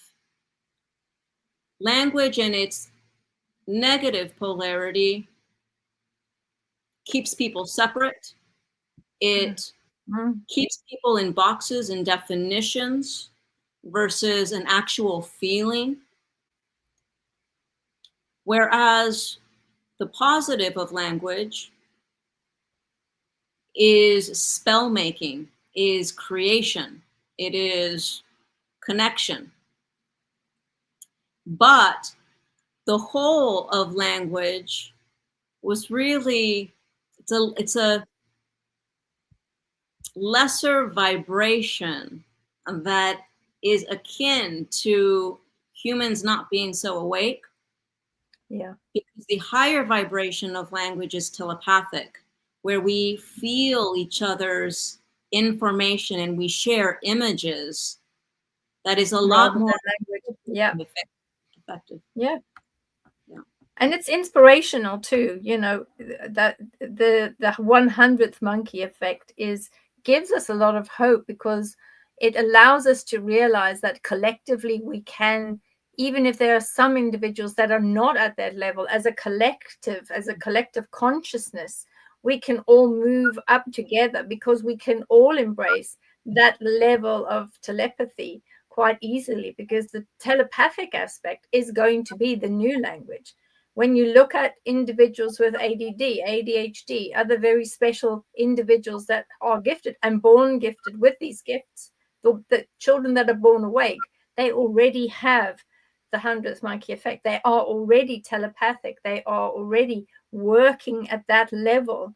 It's those of us that were born much earlier. We have to still catch up, but we will, because that whole effect of moving through the spiral of consciousness and moving up to where we need to be as a group of humans. Because once we stop thinking of as ourselves as individual strange beings and humans all over the planet, when we start thinking ourselves as a group of beings called humans, and that we're all together in this experience together on Earth, then things will start changing dramatically. We'll get into our own level of power. Do you not think, right, that it's a lovely thought, right? But what's it going to take to unite everyone? Okay. Because it certainly isn't the love of man or forgiveness or anything like that. It's going to have to be the eradication of the known world. It's going to have to be a spaceship appearing in the sky. It's going to have to be something so profound that it shakes humanity, not so much to its core, but it rips the core out and throws it away and says, forget about known science, forget about religion. Now you can reunite as one. And it sounds crazy, but other than that, I mean, the closest we came to it is when we all got told to stay inside during the Jeremy times. And we were all in this weird synchronicity around the world of just being terrified and inside the house, you know? So do you think then that's it? I mean, if you've got anything else you can throw as a suggestion, I mean, because it's not going to be an off-worlder. It won't be an off-worlder that unites us, because that's not part of the plan. That's not where the energy goes. Is it me? Is it me, Bev? Is it me? Is that the thing? That's it. Oh, it's me. I'm the one. I am Neo, baby. I'm going to unite the world, people. You seen it here first. Yeah. So that's it. You know, that's all I'm going to remember when I wake up tomorrow. I was like, Beverly said I'm Neo and I can be Jesus. Yes. Oh, I'm just going to have to hit you, and I don't want to. I'm going to go to the next question. Yeah, do that. You're just too naughty. You really are. I just need to say, really, it stems from each and every one of us doing our own work and accepting ourselves. Yeah. Because if you accept yourself, you change everything. Yeah. You change absolutely everything. And this is already happening. The earth is evolving, we like it or not. And the consciousness shift is occurring. So together, the consciousness of the earth that's already in that movement forward, it's already a done deal. But it's going to happen from the collective energy of the planet that is already ascending. Yep. And us that are in tune, that makes us have these conversations. It makes us look inwards. It makes the conversation of, oh, what is self-care? Oh, what is self-love? What is acceptance? What is consciousness? It's having these conversations. It's becoming a natural thing. And as we each do our work, everything is flipping, everything. We've got Fiona saying, a lot of my past that has power over me is on a subconscious level. So how do I put that behind me and move on, is what's being said.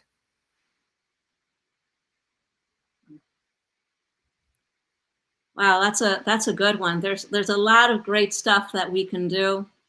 I'll give you some suggestions and just feel what feels right for you, that you feel comfortable with. The first, I would say, is on a level of philosophy, the understanding that time really doesn't exist. It doesn't exist. Yesterday, it doesn't exist. Tomorrow doesn't either. What we have is right here, right now.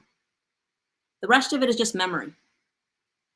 It's either memory or imagination. So,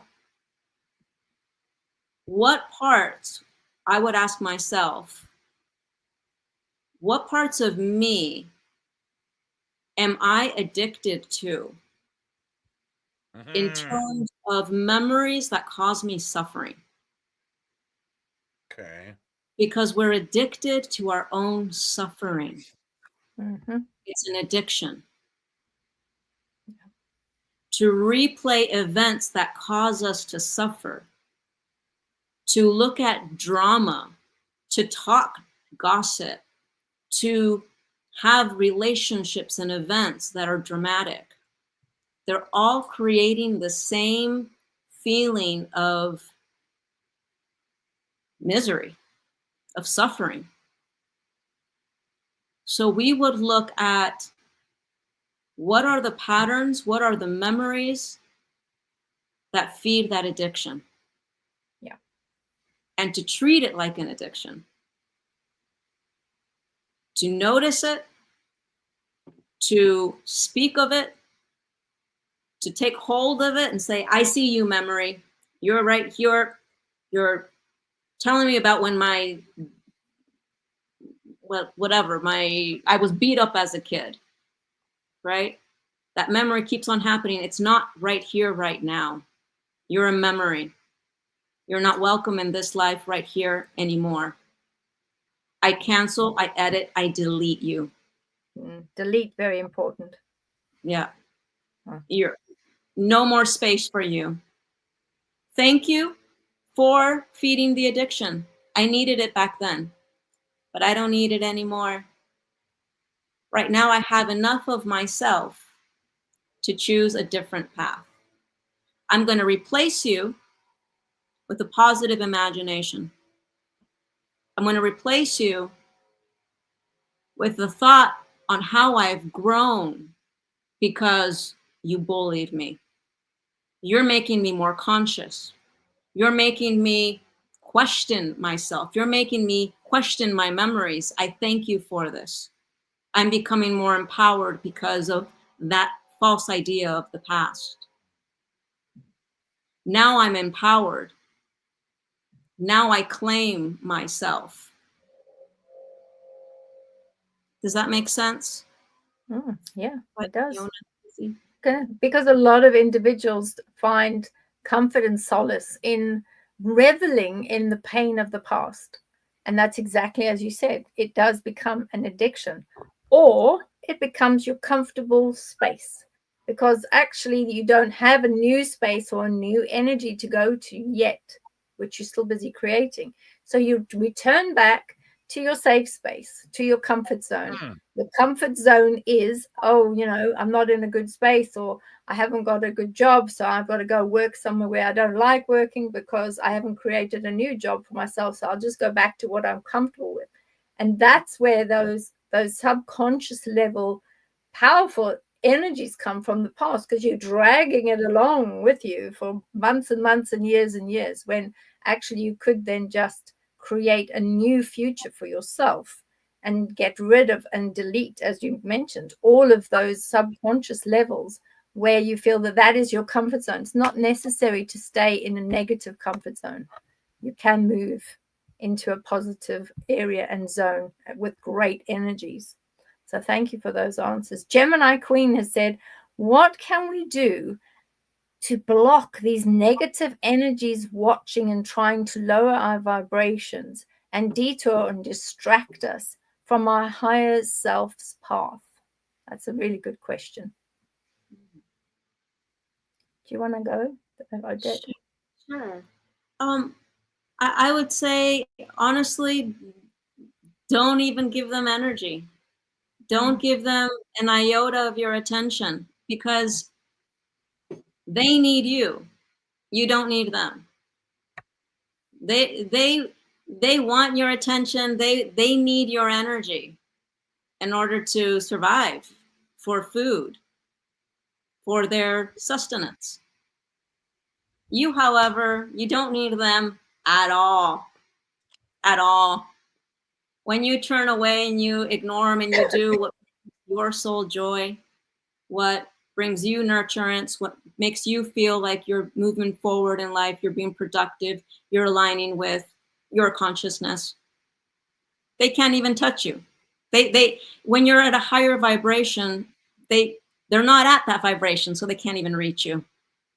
So I would say, don't even give it energy. You focus on doing you, and they're gone. Even for those, and those are excellent ideas too, and I know that vibrates with 99% of our listeners and our viewers. The one thing I will add to the wonderful words from Odette is, I will say, no matter what vibration you're at the moment, because we're all learning every day, we're all moving, changing. When you take that energy of your heart, even if you don't know quite how to take that energy, imagine an ice cream scoop and scoop that energy up. And when you know and you can feel that there's negative energies around it, ice cream scoop that heart energy and push it out and say, I rebuke you. I'm cutting the cords. You're not allowed in my sphere. You're not allowed in my energy field. And be quite adamant about it. You can move and push it away. But because this heart chakra point is so large, when you look at the toroidal field around us, you can actually scoop up that energy. You can use it. And some of it goes out for miles and miles and miles. So you can scoop it up and chelate it. In other words, move it around and push it out to wherever you need it to be. Because that level of light, no matter what level of light that you're at right now, that is enough. One flame from one candle is enough to hold back the darkness as you're walking up the stairs. And it's the same practice. Even if you just have one small flame that you pull up and you send it out, that's the start of removing those negative energies. We've got a lovely one from Joseph Solar, our man with the wonderful hat and the silver conscious. IG, and he's yes. particularly, it's your G, yes. IG. And he's actually saying to Odette specifically, Did you have the blessing of remembering Fern Grotto prior to the hurricane that changed it in the 1990s? Or so did the energy also then change drastically? So that's a lovely question. Thank you, Joseph. You know, I'm getting the feeling that Fern Grotto must be a space. Is it in Hawaii? I think it is. Yeah, I actually moved here 2017, so I was not, unfortunately, participant at that moment. It's in Kauai, which must be near where you are. Kauai. Kauai. It's another island. Oh, okay.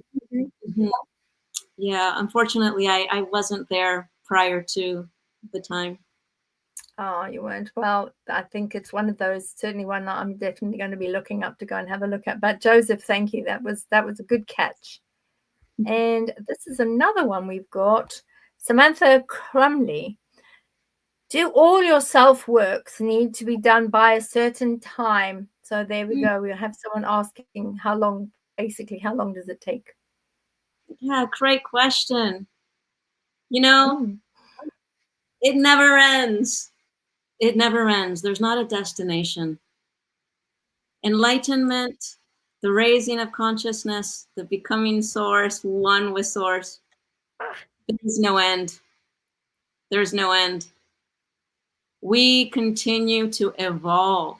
It's what we do as source energy. We evolve and evolve and evolve and evolve constantly. So in many ways, we're always beginners. And I would say, you know, with the question, it feels like there's a little fear of that time. Like there's an end point where you must remember your full self or else. And I would say, really, no. Any moment that you no time, anytime. Very good. Right. I think that's ideal. That there is no time limit. I think, as Samantha, that's the most important thing. There is no time limit. You know, it doesn't have to be done by a particular time. No. So that, I think that's really wonderful. Thank you, Odette. We've gotten a very unusual, different question now that's come from one of our mods, which is James Collins. And he has said, can you tell us anything about the ladies Kulagina and Vinogradova, which were the Russian KGB women who were able to use PK, so telekinesis? Were they legit? So I was very lucky enough that it's a fantastic one. Yeah. When I was in Moscow, yes, there was a lot of discussion around what the opposition had, what they were able to create, how far ahead were they? Were they that far ahead? And there was a lot of discussion around specific operatives like Kulagina and Vinogradova. So I will say that, yes, they were legit. Yes, they had PK, so telekinesis, but they also had other abilities, including remote viewing and other items. They could also utilize their mind abilities to change people's minds or impress energies upon individuals at any given time. So my take on that, James, is yes, they were legitimate. And I think there's a lot more about them that we don't know, because all of that's still bundled up in some TS or above top secret vault somewhere in Moscow. So I hope you found that interesting. Have you got any comment on that, Odette? Yes, no, I feel that they were what they said they were. And that it's, if anything, it's just challenging at the time for it to come out, for people to accept it. But we love the question, because it's important for us to have more conversations of how these supernatural, quote unquote, things are actually very natural, and how many of us are awakening to a lot of unusual aspects of ourselves. And it's not, it might have been unusual in those days, but it's not that unusual nowadays. So we're going to be expecting to see a lot of these similar types of abilities coming out quite easily over the next few years. This is another interesting one. We've got Gemini Queen, who's asking, with the energies we were talking about earlier and with the level of, aspects from the past and the energies around individuals, and, with narcissism, we know that it's all about the narcissist. And she's saying to us here, what if the energy is around a narcissist? So is there anything that, knowing full well how difficult it is to extract yourself from a narcissistic relationship, is there any way that we can look at it and say, if you undertake these particular types of exercises, or if you look at it slightly differently, whether you would be able to, as an individual that's suffering under a narcissistic rule, is to be able to extract yourself safely from a narcissist?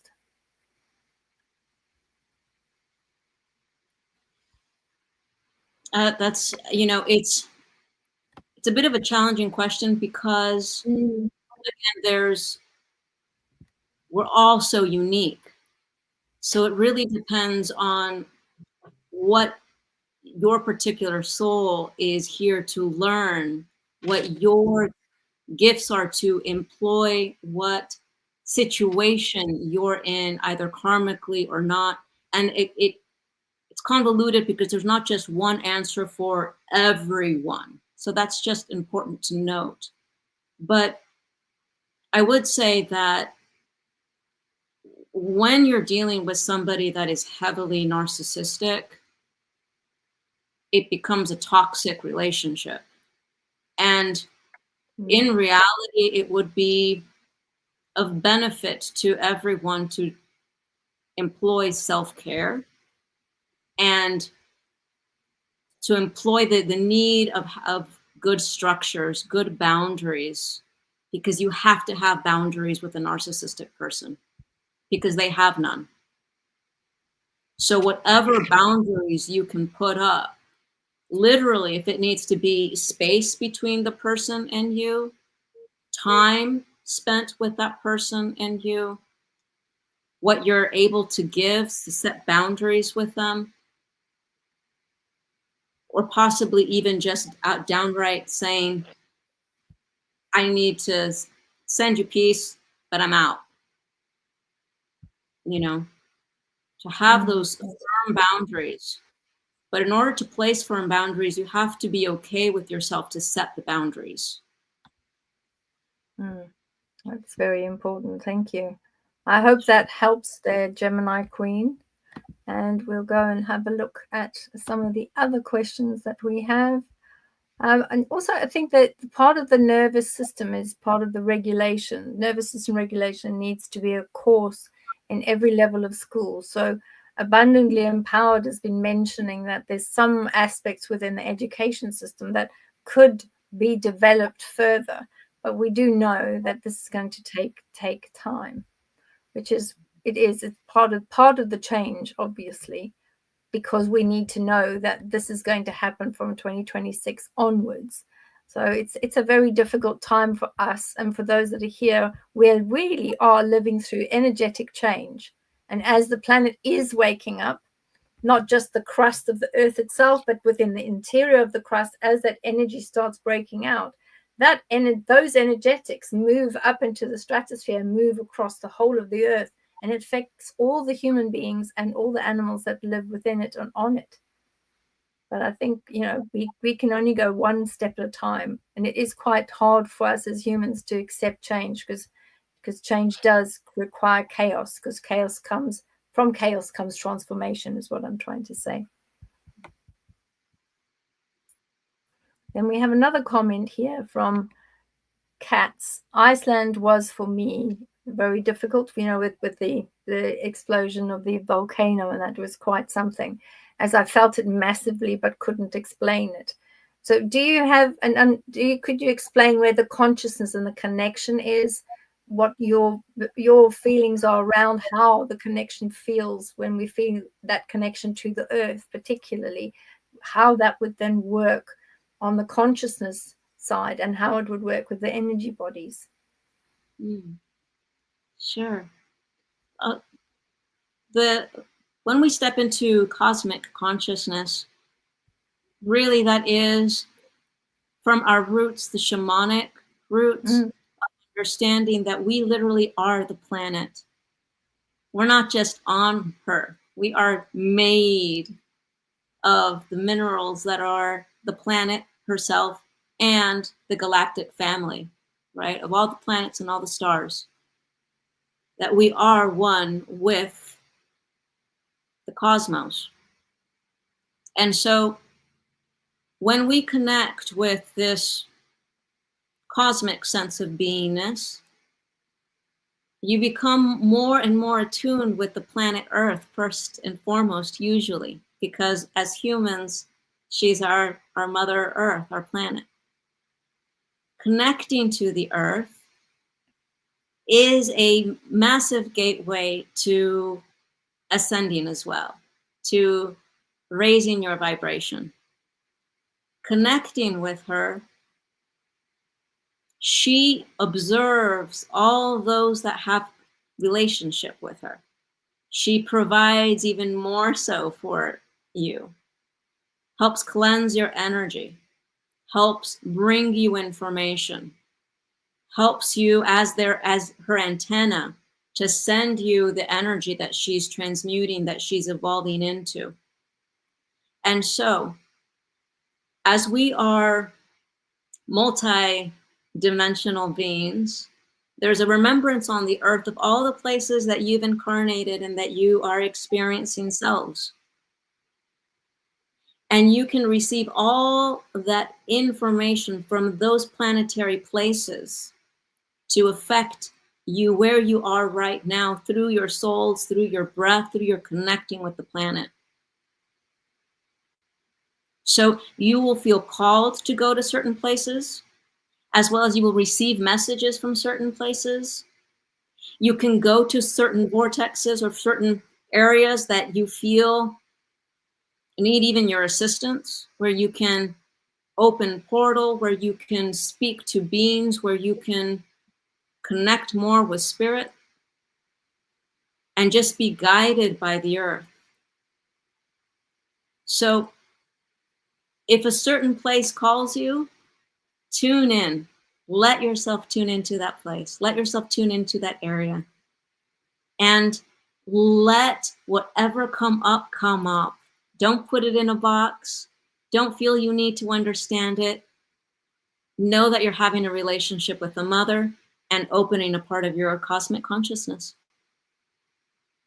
Oh, that's really great. Hopefully, Kat, that answers some of the questions around the Icelandic connection for you. We have a very interesting question that's come in from Irene Harrison Bond.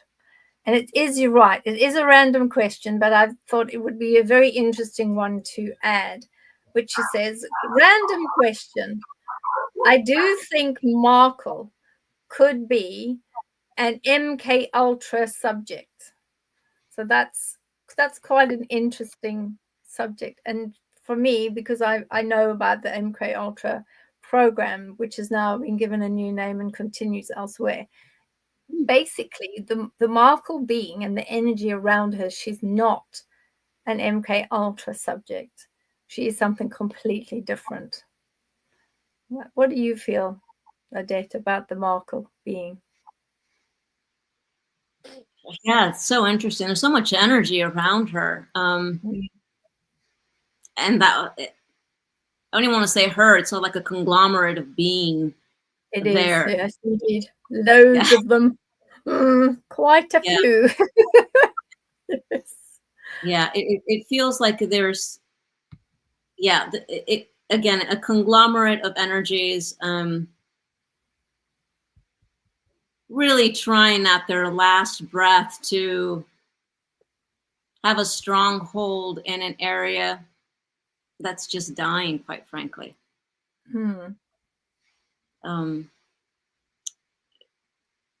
honestly, when I feel energy, I tend to look away. That's the yeah. It is. It's quite it's a sporadic energy, that's for sure. And the energy around her is probably around, I've seen as many as 6 different faces come out there sometimes, and I think, wow, look at that, there's loads of them. So I do agree with you. It's not an MK Ultra program that's in there. It's something that has got in there and multiplied and brought to all of its friends. So I think the less said about the Marle energy, probably the better. And then I think we've also had some questions around Maui, particularly. We've got this Dennis the Menace, or Denise the Menace, Hannah side of Maui, 7 sacred pools at the Halakala crater. I've been to all islands except Moleki. I know I have a Lemurian ancestry with the Andaro crystal, 0 point, and the royal lions. So that's a really lovely, lovely comment from Denise. Is there anything else that you'd like to add about the Lemurian ancestry and the crystals, so that everybody can understand about the crystals, how they get used?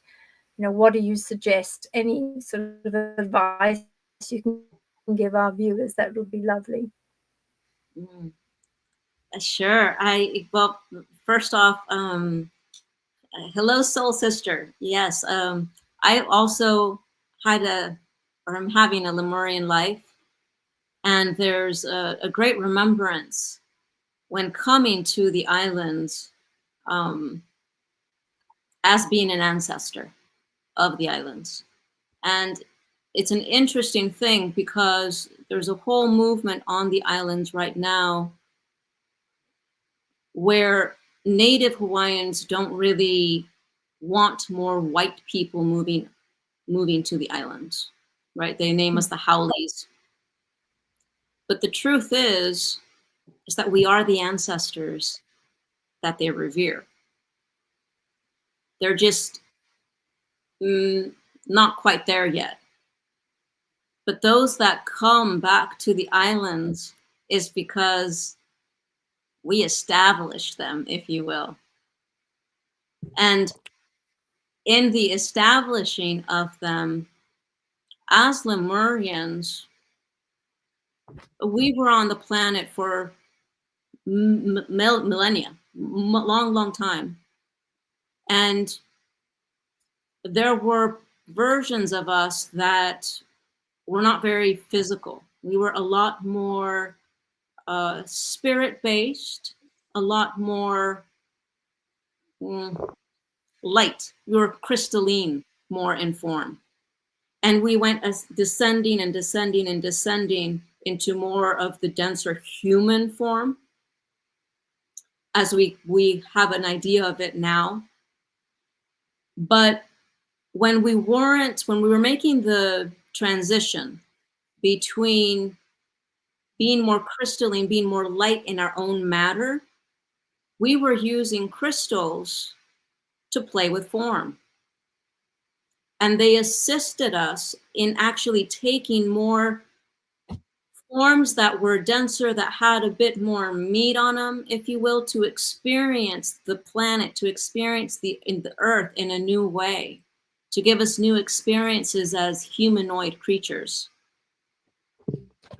So it was the crystals that assisted us to move our energy from more of a crystalline form to an embodiment. And crystals can do the opposite as well, to move from form, to open up the energy that is within it, to magnify it, and thus program the energy in crystals. You can program it to hold knowledge, to hold ways of being, states of matter, to assist you in consciousness, to assist you in achieving your dreams, to assist you in a myriad of ways, even with technology. It's just a matter of grabbing a Lemurian crystal. I always cleanse them first if it's not mine naturally. I do a cleansing with it by placing it under the moon or a day on the earth, then holding it. I allow for the crystal to get to know my energy. I become acquainted with its energy, and I set the intention of what it is that I desire to receive and also give to it, and hence program it.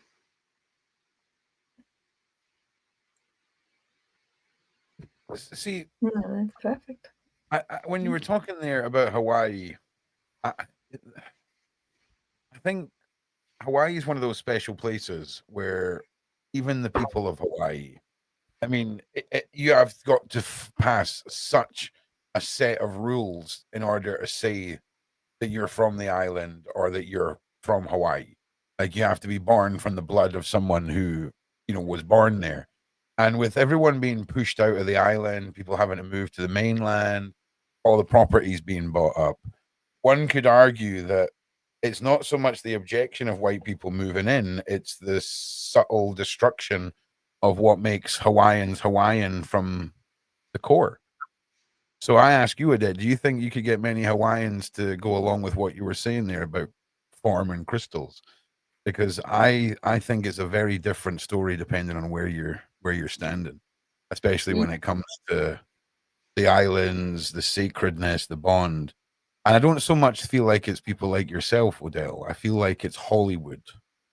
Okay, because massive parts of Hawaii are being bought up, they're being changed, they're being developed, and they're being turned into these quirky little retreats for the rich and famous. And it's almost like they're doing a surgery, except they're using a hammer to perform it. That's what I feel like is happening to Hawaii. And what scares me is they genuinely think that the island's not going to fight back. They genuinely think that island's not going to take back everything that has been taken from it. Maybe that's why the islanders are leaving, because they know what's coming. You know? But when you were talking there, it resonated a little bit with me, because there are few places left like Hawaii. I mean, you've got Alaska, right? But it's cold and snowy and there's no one there. All right. Okay. Other than Hawaii, there's not many places that, you know, like you say, black sand beaches, you're connecting, the sun, the beauty, the fish, the sea, all of it. They got it too right with Hawaii, I think. You know, I think they got it too right. And I think now we're in the era where, sadly, too many people have cottoned on to the vibrations, have cottoned on to the portals. And sadly, the day and age that we live in, where money talks, I think it's going to be interesting to see how Hawaii reacts to it. And I don't mean the people, I mean the soul. Yeah. So, oh, she does. She does. Everyone that moves here, everyone, it's a complete known, you're tested. Yeah. Usually by 2 years, you're either chewed up and spit out, or you're okay to stay. But most people that move don't stay here. And I've met with many elders, shamanic elders here that completely agree with me they tell me their sacred stories. They speak of the Lemurians, we speak of the crystals, and actually welcome individuals, thank goodness, like myself. But, you know, we did say there's polarity in everything. The negative mind is always going to want to destroy the heart. It tackles where it can. That's exactly what happened on Maui. It was an offensive strike that was awful. It was terrible. And there is a lot of, just as there is light here, you have to have that balance with the good and the evil. There are some areas here that I won't drive in, because there are some pockets of deep evil. It happens. It is there as well. And yes, there are some obviously corruptions and some unconscious individuals that of course would come, like in anywhere. But I would say, just like on the entirety of the earth, the greater raising of consciousness is more palpable than the evil and the destruction. But that's good, because with that timing now, with the energies of all of the islands and the peoples, it's time now for that to become a sovereign set of beings. They're not just in an energetic sense, but also in the sense of peoples as a whole. So I think that the country was taken away many times, but this time it will need to go back to its own roots and to be given its own rule. And I think that energy that's changing and the world that's changing, I think before 2030, Hawaii we will be given back to the Hawaiians to be back as its own people. And I think that's coming very strongly, because it has to, because it's part of the changes within the country itself, but also with what's happening underneath the country as part of Lemuria rising and getting further up towards the energy that it needs to be, so that it can assist with the ascension to the different dimensions across the Mother Earth at the moment. So we'll just have to watch and wait, because I do think that is coming, which is a very exciting time. Do you have any comments on that? Yeah, that's exciting. That's very exciting. And hopefully we will, have this retreat center here where we can all come and play and evolve together and grow and look at the stars and all the cosmic family and beings. Well, this is it. I think that also we've got some people talking about Rosalind Chapel and other sort of areas as well. So there are, in every country, there are areas that are where the gatekeepers go, because we have many gatekeepers across the planet. I've been very lucky. I've actually met 2 gatekeepers in my life, which is amazing. And they just travel from one place to the next, to wherever they're told to go. And they just hold these huge columns of light. And one of them had said that she had gone to Rosalind Chapel and she had to be there for, I think she said it was 24 hours. And she was basically just sitting and holding this huge column of light. And it was so much so that she even ended up looking a bit like a statue. They didn't realize that she was a real person, because she was sitting so still and holding the light. And then she said the next place she had to go to, she did mention where it was, and it was somewhere in Asia. And then within a short period of time, I met another gatekeeper who was getting ready to go to another area of the world, who was doing exactly the same thing, to go to these sacred spots and these sacred areas. And he had to sit on a particular place so that he could connect his energy with all of the other gatekeepers around the world, which when you looked at it on a map, which I did, and I looked at it, I thought, oh, if it's there, and there, and there's one in Hawaii as well, if they're all like that, they make roughly a very big circle. So that told me that energy in that circle is going up and creating a column of light. So I found that very interesting. And Hawaii is online. And that becomes a very large area. I think you've slightly over romanticized Hawaii here, right? Hawaii ravaged with like not enough housing. There's not enough housing for the locals. The meth problem, right, is rampant. Okay, so if you're talking about Hawaii being handed back to Hawaii, that's great. Once everything's been bought up, once Hollywood's moved in, they'll hand it back over. But it's the people. What is Hawaii doing for Hawaiians right now? Because they're the ones who are suffering. They're the ones who are 12 in a little tiny house, or they're having to go out to America for work and all of this stuff.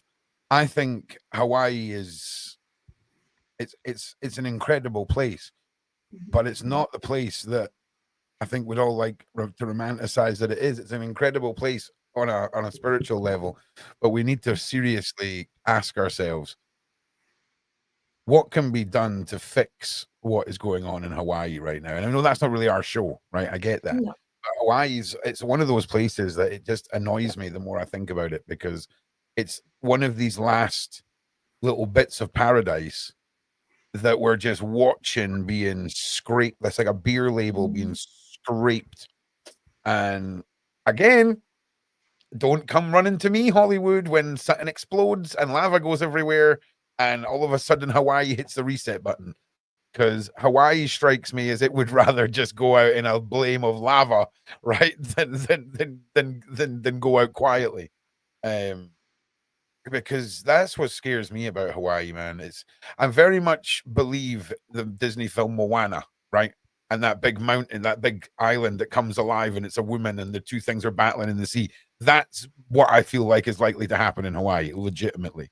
Like, and I'll tell you what else, all these deep sea creatures keep coming to the surface, man. We had another freaking, it was an oarfish or whatever it's called, the big long silver ones that the Japanese say it's an omen coming. It's the third one this year. If Hawaii suddenly stands up, right, and gets into a big fight with all the other islands, I'm just saying it could happen, because there's something brewing. And I think Hawaii wants to purify itself. I really do. Yeah, it does. And Japan, actually, when you're talking about Japan, well, that was one of the other areas that the gatekeepers had gone to, but they had to go to Japan just prior to the big snow deluge that ended up having 15 or however many feet of snow it was. And both of them had said that they were holding the light and the energy to make it not as difficult or as cold and as tragic as it was, because people were being housed in their houses and snowed in, because the snow was almost right up to their roof, up to the gutters, and when you were seeing people opening their doors and they were just completely snowed in. So people couldn't get medication, they weren't able to get water, and they were finding it, even they couldn't even dig their cars out. That's how difficult it was. So there was something coming, and maybe this is what was coming up on the shore, was saying, be careful, there is this energetic change across Japan. But luckily that has since passed, but let's hope there's not another deluge of strange energy, because Shenanigans, as you call them. more shenanigans. I just want to say as well, I read this comment, but instead of reading Einstein, I read Epstein, and I'm like, Epstein, I'm like, Epstein said everything has an I'm like, why is someone quoting Epstein? But no, it's Einstein. That makes way more sense. Einstein has equal and opposite reaction. Maybe the opposite of a major spiritual area is one of a big drug substance problem. It is. And I think then even more reason for the energies to be given back to the peoples, and that the peoples should be assisted. I'll be honest with you. Given some sort of a long-term plan to help them. Here's the thing. Ron has very different views on substances, right? Drugs only become a problem when they're facilitating or covering a problem up in the person who's using them. So that would be the same thing if you use cheeseburgers, or, PORN, can't say that word, or any other thing that technically isn't addictive, but your brain becomes addicted to it. Chemicals are very different, all right? But when you're masking your feelings with a substance, alcohol, chemicals, whatever, the substance isn't the problem. You're using it to mask a problem, okay? And your dopamine and all the things that release in your brain and again, it doesn't really relate to serious narcotics, because they tend to be addictive too. But the world has continued for many, many years in a balance with substances and funguses and all this kind of stuff around the world. It's only when people start using these things to cover up pain or to escape the situations they're in. And that's not a criticism.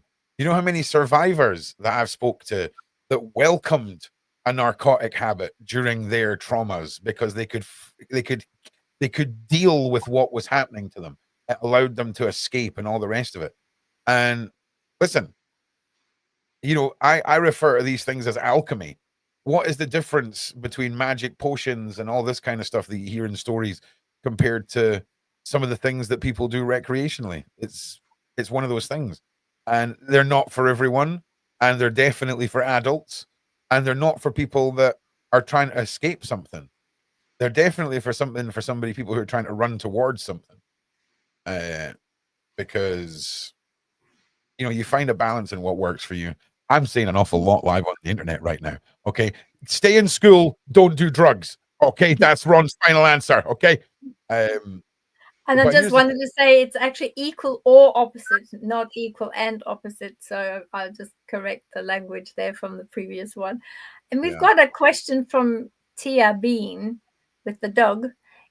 I have terrible lucid dreams, but never remember them on waking. And I think this is something to do, and a good segue and connection into what you will be going through in your next, is it a live workshop online? You're going to be doing something on lucid dream work, etc. Could you give a little bit of an idea, if Tia Bean was to join some of your workshops, what it would be that she would, and any others that wish to join, what could anyone expect regarding lucid dreaming and how to assist? Will you be teaching individuals how to remember them on waking? Because there's a lot of people that remember them when they're in them, but the moment they open their little peepers in the morning, they just think, knew I was somewhere, can't remember what it was. I love it when people call us heathens. It really it means I know we're doing something right. And I know, Laura, you're probably just busting shots. So that's a banger, an absolute banger. Bunch of heathens. Freaking right, me. Look, carry on though, please, Odette. Sorry, I was sure. No worries. So the lucid living retreat will be the 8th and the 9th. Okay. So it's going to be 2 days of teaching techniques on becoming lucid during the day and during the night. Then we will have support throughout the year, and we'll meet 3, 6, and 9 months to see how the techniques are serving you. And we can share in the growth of what it is to become lucid, to become awake. Now, in becoming awake, we really use techniques. It's important to become more aware and lucid also during your waking state, so that you can then remember how to check in during the nighttime state. For Tia Bean, we would say what it sounds like you're having are actually nightmares that are very vivid dreams that aren't quite lucid.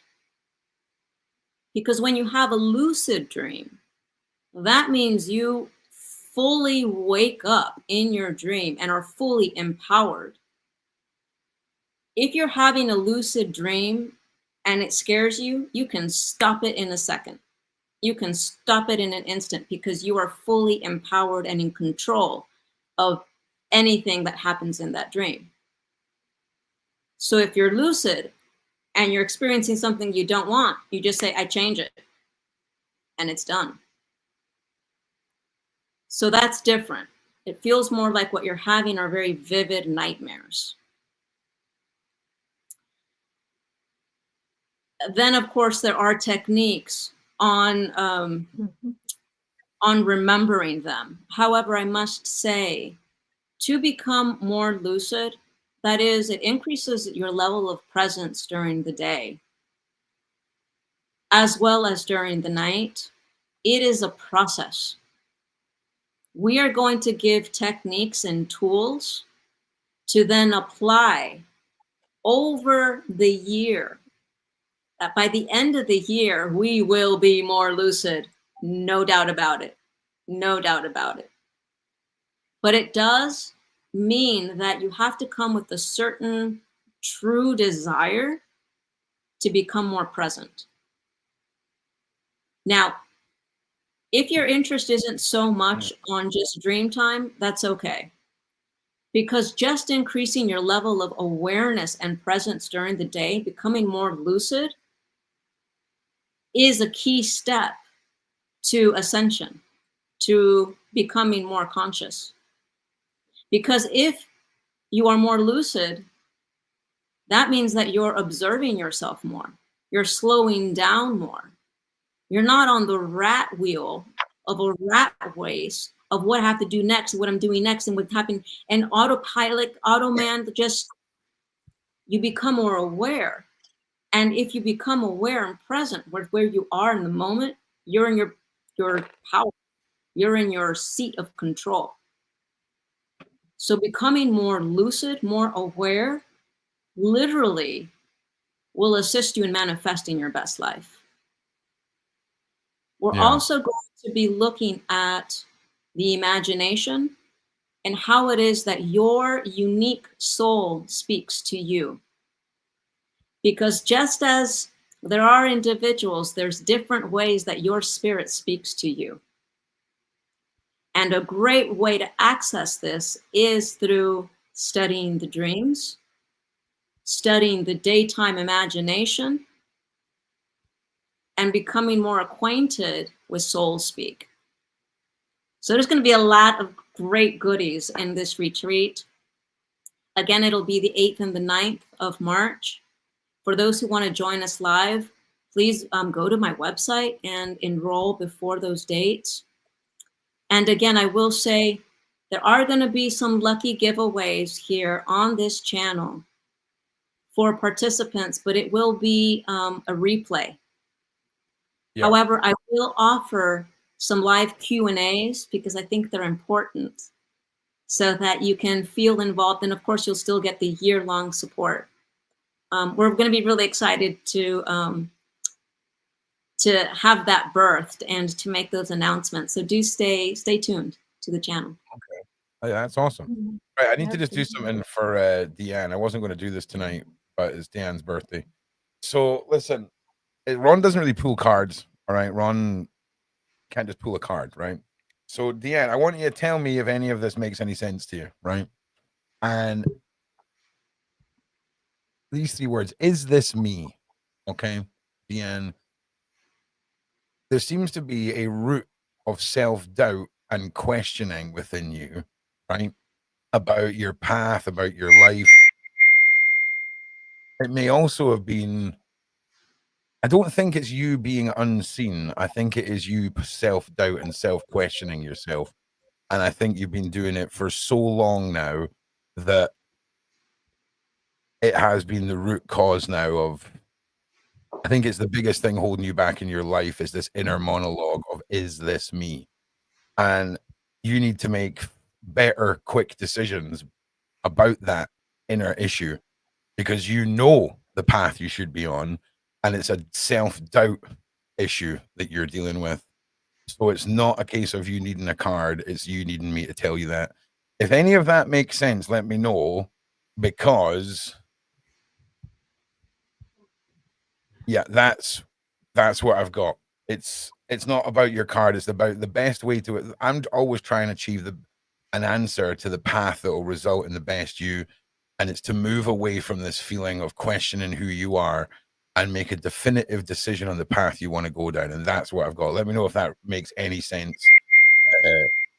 Because when I done the card, when I was shuffling the cards, that was the card that popped out. And it's just says, is this me? Question mark. And then the second card from the other deck was the Rider, which is all about quick decisions in progress, which looks like this. So let me know if that makes any sense to you, please. Yeah, let me know. So, and another thing we're going to add is, firstly, yes, happy birthday, because that's really important. It was a birthday. Oh yeah, happy birthday. It was a birthday gift. So we wanted to also thank Odette for being on the show with us tonight, and for all the lovely questions, and for our mods who always look after us so beautifully. I hope that it's been a very different show tonight. It's not something that we normally do. It's been a bit longer. And I see the birthday person has said feedback. I've always self-doubt myself. I wish I could knock it out. Knock it out myself. My question, where do I go from here? Okay, stay there. I'll tell you this right now. We'll get the crows out for that. That's the job for the crows. So just stay there. And then I'm sorry, then we can end this. Also, Bev and I are relaunching this show and the cryptid show into one mega show each week, where it'll be about 3 hours long. We'll have a guest, then we'll have a topic of discussion, and then we're going to have like a practical learning hour. So we'll do some card readings. You guys can join us through Discord, talk about the things you're learning. Because I see in my head, right? And again, this is Ron's analogy. I want it to kind of be like a weekly, I want it to feel like we're at Hogwarts University. So the first hour is like a lecture from a guest, right? And then the second hour is like a topic where we're all sort of interacting, a bit of open discussion. And then the last part is like practical learning, if you will, practical skills. Because how kick-ass does that sound? Like the freaking School of Beverly Rhodes. Hell yeah. Right? So, right, we're going to talk to the crows here. What you need to do. In fact, the advice that you're going to be given, it's going to be something blunt. I'll tell you that right now. It's the exact same thing as the rider. It just comes back down to direction. Okay. Stop doubting yourself. Okay. Because until you stop humming and hawing, nothing's going to change. Okay. You're in this comfortable cycle of comfort and, familiarity when it comes to cycles. That's why there's a thing called a snooze button on your alarm. If you didn't like the road of least resistance, we would just get out of bed. Okay. So subconsciously, whether you realize it or not, people who get stuck on this path of indecision are simply there because your brain doesn't want you making a choice and bettering yourself. That's too much stress on a human brain. No, it wants the road of least resistance. So until you choose to break the cycle that you're in and get that direction, you're just going to continuously spin. And that is my advice to you, which doesn't really help. I'll be honest. I told you it was going to be, they're just reinforcing what I'd already said. The crows aren't really much help to you today. So I hope that helps. And we'll go back to now doing the outro, which I rudely interrupted, Beverly. So that's all right. Don't worry. We were very lucky because Odette received a really nice comment back from Fiona, and she said that was a fantastic answer. Thank you so much. So like we do with answers, there's the gong and also feedback. So Fiona, thank you. And we'll probably now end on a very positive note. So to everybody, thank you so much. And we hope that you've enjoyed the show this evening. And thank you to Odette, and thank you to Ron as well. Hey, listen, Ron is about to go and buy 2 pounds of raw quartz crystals, dig out the leather work and stuff, make a bunch of little cool things for the community, do some giveaways and all that stuff because, I tell you something else, Bev, right? More stuff's appeared in this freaking crystal, bro. Like more stuff. Oh my goodness. The last time you blew smoke at it, it disappeared into the crystal. Well, here's the thing, right? It's like another band of galaxies appeared, right? It's like I listen, right? Bev and I have this weird conversation with Bev about how alien universe, like maps of alien universes are being downloaded into my crystal. I feel like I'm going to find the right person to hand it to at the meetup who'll know what the hell to do with it. Because make sure you take it with you. Take it with you because you blew smoke at it. You blew smoke at it and the smoke disappeared into the crystal and stayed there. Yeah, but I don't understand why is more stuff appearing in here? A crystal shouldn't be appearing in a crystal. It should just be the crystal. It's just I don't understand. Right. I think it belongs to a lady called Lena. Well, Lena, you can have it, mate. All right, you can have it. You can have the creepy crystal, mate. Because I'm telling you, it was not destined for me. I'm literally Kevin Costner in The Postman. Okay, that shows you how old school I am. Yes. So whoever that lady is, congratulations, you're the owner of the creepy crystal. Lena's got a crystal. That's lovely.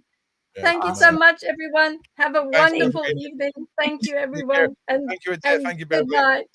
Good night, guys. Thank you.